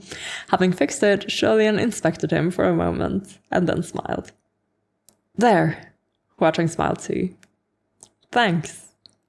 A small voice inside Shirlian replied, I'm the one who should be thanking you. Yeah, Shirlian, that was very wife of you. I'm so sorry, but that was such a wife thing to do. I can't with these two. The other two seemed unable to look at them anymore, and Ming Yi's hands even seemed incapable of drawing a perfectly round circle. Once he finished drawing the array and the door opened again, Shirlian thought he would see either a gloomy cave or some majestic palace. Instead, there was a large expanse of farmland. Lush, green bamboo groves and mountains could be seen in the distance. And farmers were hard at work in the fields. There was also a burly, glossy black ox pulling a plow. We're at Rainmaster. We're at Rainmaster's place. The scenery almost made Shirlian think they were still in Puchi village, and he was briefly stunned. Ming Yi had already walked out carrying Shi Qingxuan on his back, and Hua Chang had also stepped through before Shirlian managed to collect himself. The four walked along the field ridge. Maybe it was all in his mind, but the black ox seemed to be staring at them the whole way. After walking for a while, they found a small cottage and went inside to sit down. Shi Qingxuan blew out a long breath. Are we not fleeing any further? Shirlian said. What if General Pei chases us here? Well, Shirlian, I've got news for you. Or, you know this already, but General Pei has history with Rainmaster. A history which makes it very unlikely that he will follow you over here. So, yeah, we're gonna be fine. We're gonna be good. This was the perfect place to go. I'll give that to you, Ming Yi. That's a good call. Hua Chang stared outside for a while, focusing especially on the black ox, before finally closing the door. Don't worry, he wouldn't dare provoke the master of this land, he said nonchalantly. He wouldn't have an easy time if he tried. The water tyrant won't do anything rash either. Shirlian contemplated that for a moment, and couldn't help but voice his thoughts. Sanlang, this whole thing is a mess. It probably involves many in the Heavenly Court. It might be best if you don't hang around. Hua Chang only chuckled at that. What goes on in the upper court has nothing to do with me. I'm only here to sightsee by your side. All of a sudden, Shi Qingxuan stated. You should all stop hanging around. The others in the cottage looked at him. His Highness is right. This whole thing is a mess, and there are too many involved, Shi Qingxuan continued. I'm going to stay here. My friends, there's no need to help anymore. Let's end it here. Lord Windmaster, it isn't up to you whether things end here, Shirlian said slowly. It's up to Lord Watermaster and the Reverend of Empty Words. Hearing this, Shi Qingxuan's expression shifted. Lord Windmaster, I have a question. I hope you won't mind, Shirlian added. What? Is the Reverend of Empty Words holding something over your and Lord Watermaster's heads? Shi Qingxuan turned slightly pale. That night, at the Terrace of Cascading Wine, Shirlian had set up an extremely secure protection array. As long as Shi Qingxuan hadn't opened the door, he wouldn't have been harmed, so why would he choose to do just that? Unless someone connected to his private communication array and the first thing that they uttered was blackmail. That would give Shi Qingxuan no chance to fight back nor raise the alarm, and he could only do as instructed. Sholian sat down by the table. I'm more inclined to think it's blackmail against Lord Watermaster, since I don't believe you knew the full story, at least not at first. This would explain why his reaction was so strong after learning whatever it was. The knowledge had provoked such a sharp revulsion toward the upper court that he would rather descend and become a drifting immortal or a wandering cultivator than stay in the heavens as a god. Ming Yi frowned. Blackmail. Shi Qingxuan wasn't a fool. If he fell victim to a plot and lost his powers, his normal reaction should have been extreme rage or retaliation directed at the culprit, or to drive to investigate the matter. But there was none of that to be seen. There was rage, but it wasn't directed at the Reverend of Empty Words. It was directed at his own older brother, and to everyone else. He only declared that this would all end then and there. This was entirely abnormal, unless Shi Qingxuan's ascension wasn't normal to begin with. Oh no. Yeah, okay. So, are we talking here, like, Shi Qingxuan ascended after working as a deputy for a bit. But as I was, I think I mentioned this as well, but like, it seems that he was able to ascend after that, but he wasn't, intended for ascension, like his brother was, maybe. What exactly have you picked up on, Shirley? And it's almost 12 a.m. I'm not capable of understanding what exactly is going on right now. But I am listening, and I think you might be onto something this time. It was outrageously audacious to defy the heavens and alter fate. Alter fate, oh my god. It was treacherous heresy to raise someone who couldn't ascend upon the divine altar. Sholian had never heard of anything like it. Such a revelation, if true, would surely raise a tidal wave of chaos if it got out. Just think, everyone wanted to ascend. But wouldn't the very laws of the universe be rendered irrelevant and worthless if someone could just do so, using that kind of method? The conjecture seemed absurd, but the more he considered it, the more it made sense. The Reverend of Empty Words had harassed Shi Qingxuan since birth, and the only way to escape was to ascend. And miraculously, he did just that. In the span of just a few years, a pair of blood brothers ascended in succession. What a grand, fine tale. But also, what a grand coincidence. So this them ascending was super unusual.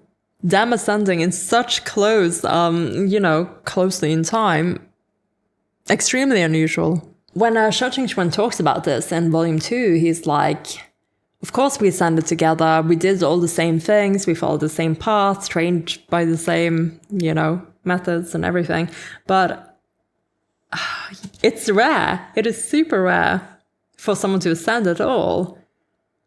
Oh my gosh. Yeah, Sholian didn't want to question Shi Qingxuan's ascension, but if the Windmaster was deified naturally, why was it so easy to rob him of his powers? If a monster could turn a god into a human so effortlessly, surely there would be many past cases of heavenly officials who fell victim. Yeah. So, because Shi Qingxuan, if his ascension was not natural, so to speak. Okay. Unless Shi Qingxuan should have been mortal in the first place. Unless the Watermaster did something underhanded to make the Windmaster ascend. Oh my fucking god. It wasn't out of line to use rare treasures and devices to aid in cultivation, nor was it out of line to ascend by the way of massacre and war during unstable periods in the mortal realm. After all, that was the way of the world. Honor is accompanied by blood, and the slate is cleaned after ascension. With that said, it would be a completely different matter if a mortal or heavenly official used crooked means and conducted wicked rituals to harm others' lives for the sake of becoming a god. Some things were forbidden. Lord Windmaster, the night you ascended, was it the eve of Hanlu? Shirley-Ann asked in a low voice. The eve of Hanlu?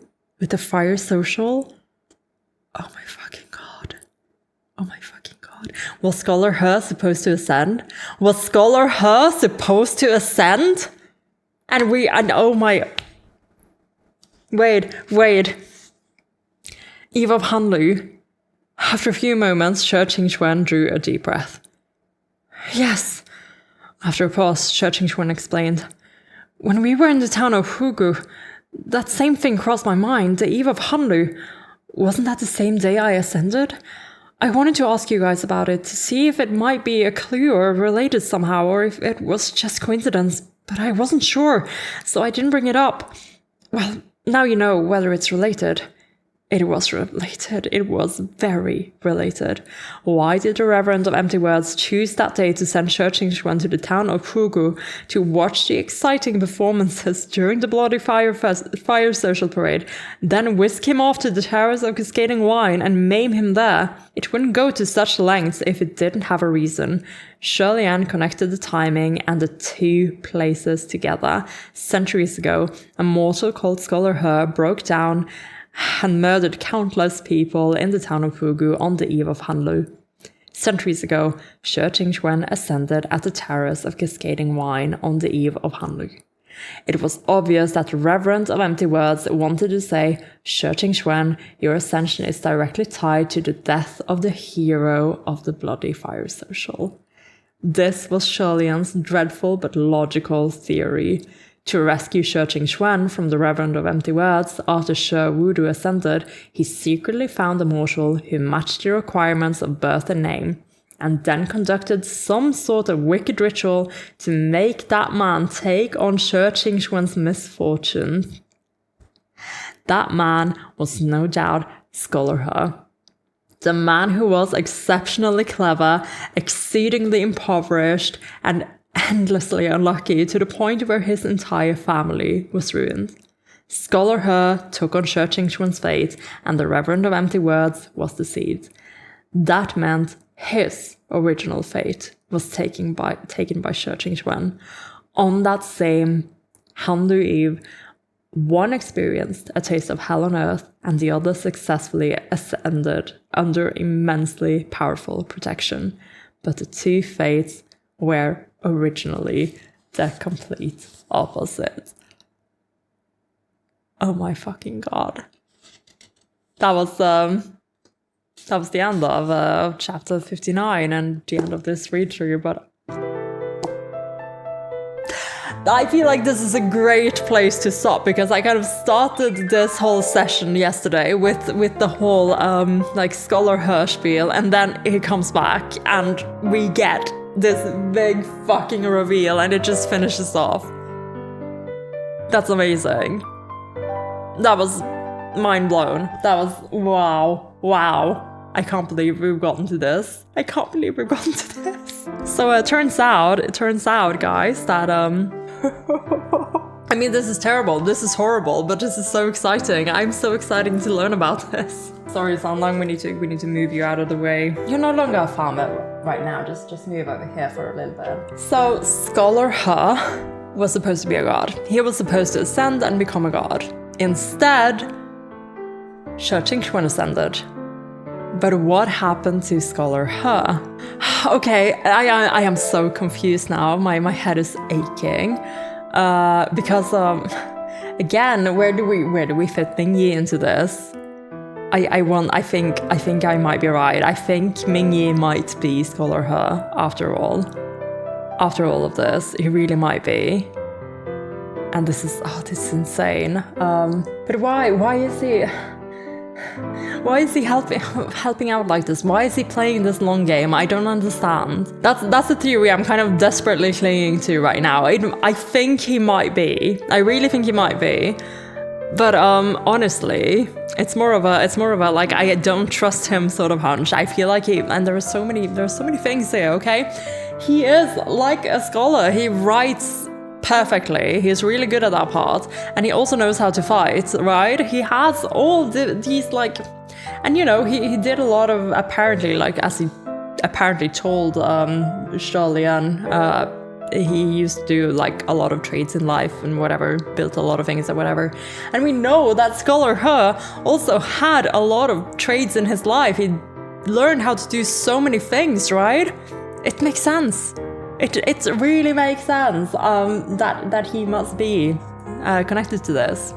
Oh my god. But if Ming Yi's fate was stolen...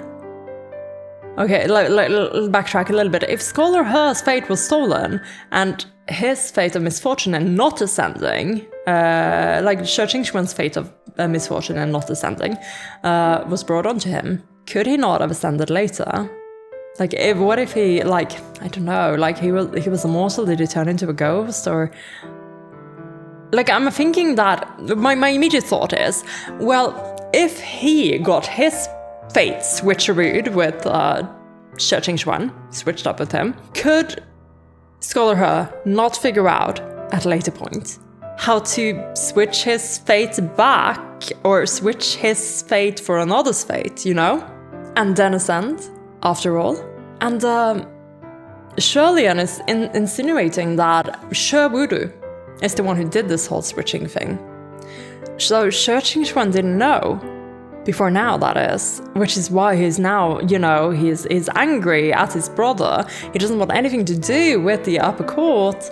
And he is saying that he just wants to descend and just be immortal. Because he feels like everything that he has been through, like his entire godhood, he feels like he never earned it. And that is, you know, Shi Qingxuan as a character, he's always been all about, you know, justice and good things coming to good people, you know, who did the right thing. And now learning that his entire career is based on basically a lie. Oh my god.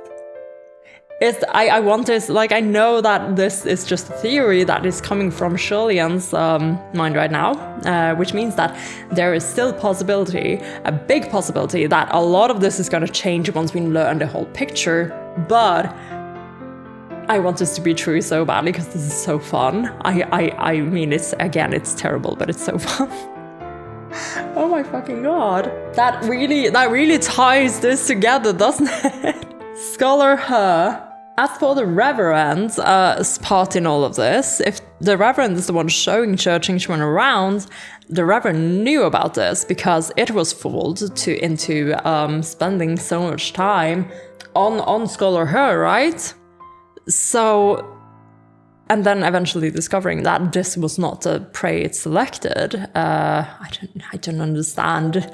The Reverend is so smart and so dumb at the same time. It's really hard for me to understand how it's thinking. But again, it's not a human or a character. It's more of it's a monster.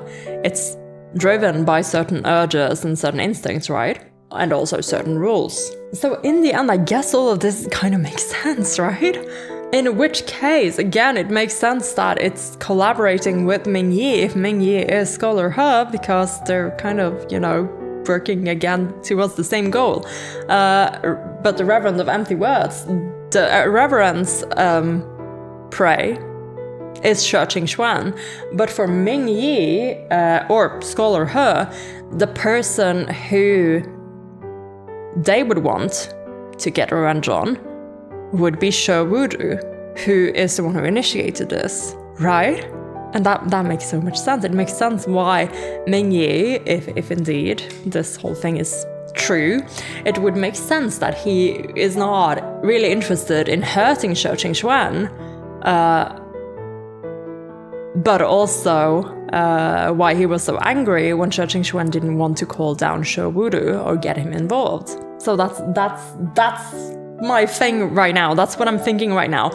So the Reverend's revenge plot is against Shi Qingxuan because that's you know, that's the prey it chose originally, while Scholar He would want to get his revenge on Shi Wudu, and that is where we are right now in this whole thing.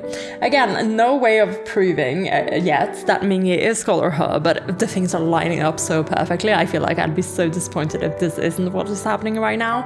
Not to mention, we still don't know how Blackwater plays into this. Again, we just know that Blackwater has met the Reverend. Again, we don't actually know it's Blackwater that has met the Reverend, actually. That is something I am assuming. Because that could also be Ming Yi, because it's just someone Huachang knows. So Blackwater or Ming Yi has met the Reverend. Ugh. Where the fuck does Blackwater fit into all of this? The only clue we have about Blackwater and this whole thing is that Blackwater killed a lot of the people on the Forks list of the Reverend's victims. That is the only way Blackwater is connected to this. At this moment, that is. But again, Sherwood's tribulation is coming up, and I am not giving up on the chance that Blackwater might pop up during that tribulation, you know, water-based and everything. And I wonder if we want to learn more about, like, I don't know, maybe Blackwater will be an unlikely ally, considering how he knows Huachang, or the greater enemy that is gonna bring the gang together again. I guess I don't actually know. This has been insane, such an insane read through, and we've had so many other hints happening. Like we have Pei-Ming is here, Xuan Yizhen fucking showed up. That was amazing, and he picked Sholian's side in the just. I love that he is just so straightforward in the sense of, oh, there's a lot of people in my room. Look, there's the guy who helped me out during the banquet. And yeah, so I'm gonna take his side. It's so simple. It's so fun. Oh my gosh, he's not a man of many words, is he? Little cheeing. Mooching and Function were here. We didn't see their faces, but we saw traces of them. And Lingwen has a total headache and was very distracted, which is good for us, I suppose. All right. I have a lot of things to digest from this read. This was a very long session. If you combine today and yesterday's sessions, you know, it's been a pretty long session. And a lot of interesting things happened. A lot of very annoying things happened as well. A lot of frustrating things, don't you agree, Huachang? I'm not done with him. I'm so annoyed with him, actually. Kage wanna get married. I can't hold this fan. I will break it. I am so annoyed with that whole scene.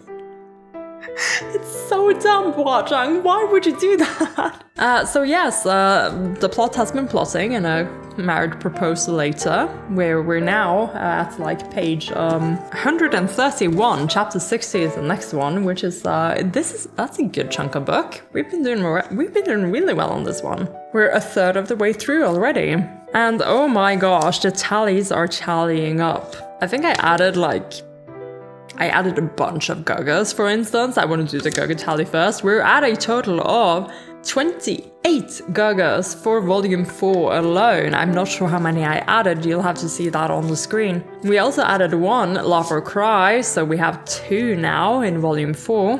A total of 17 altogether. And we added a bunch of ellipsy replies as well. Like, we're at a total of 9 for Sholian for this volume and 5 for others, as well as a special ellipsy with a question mark at the end from Huachang, which was good fun. It was, love these little silly ellipses stuff.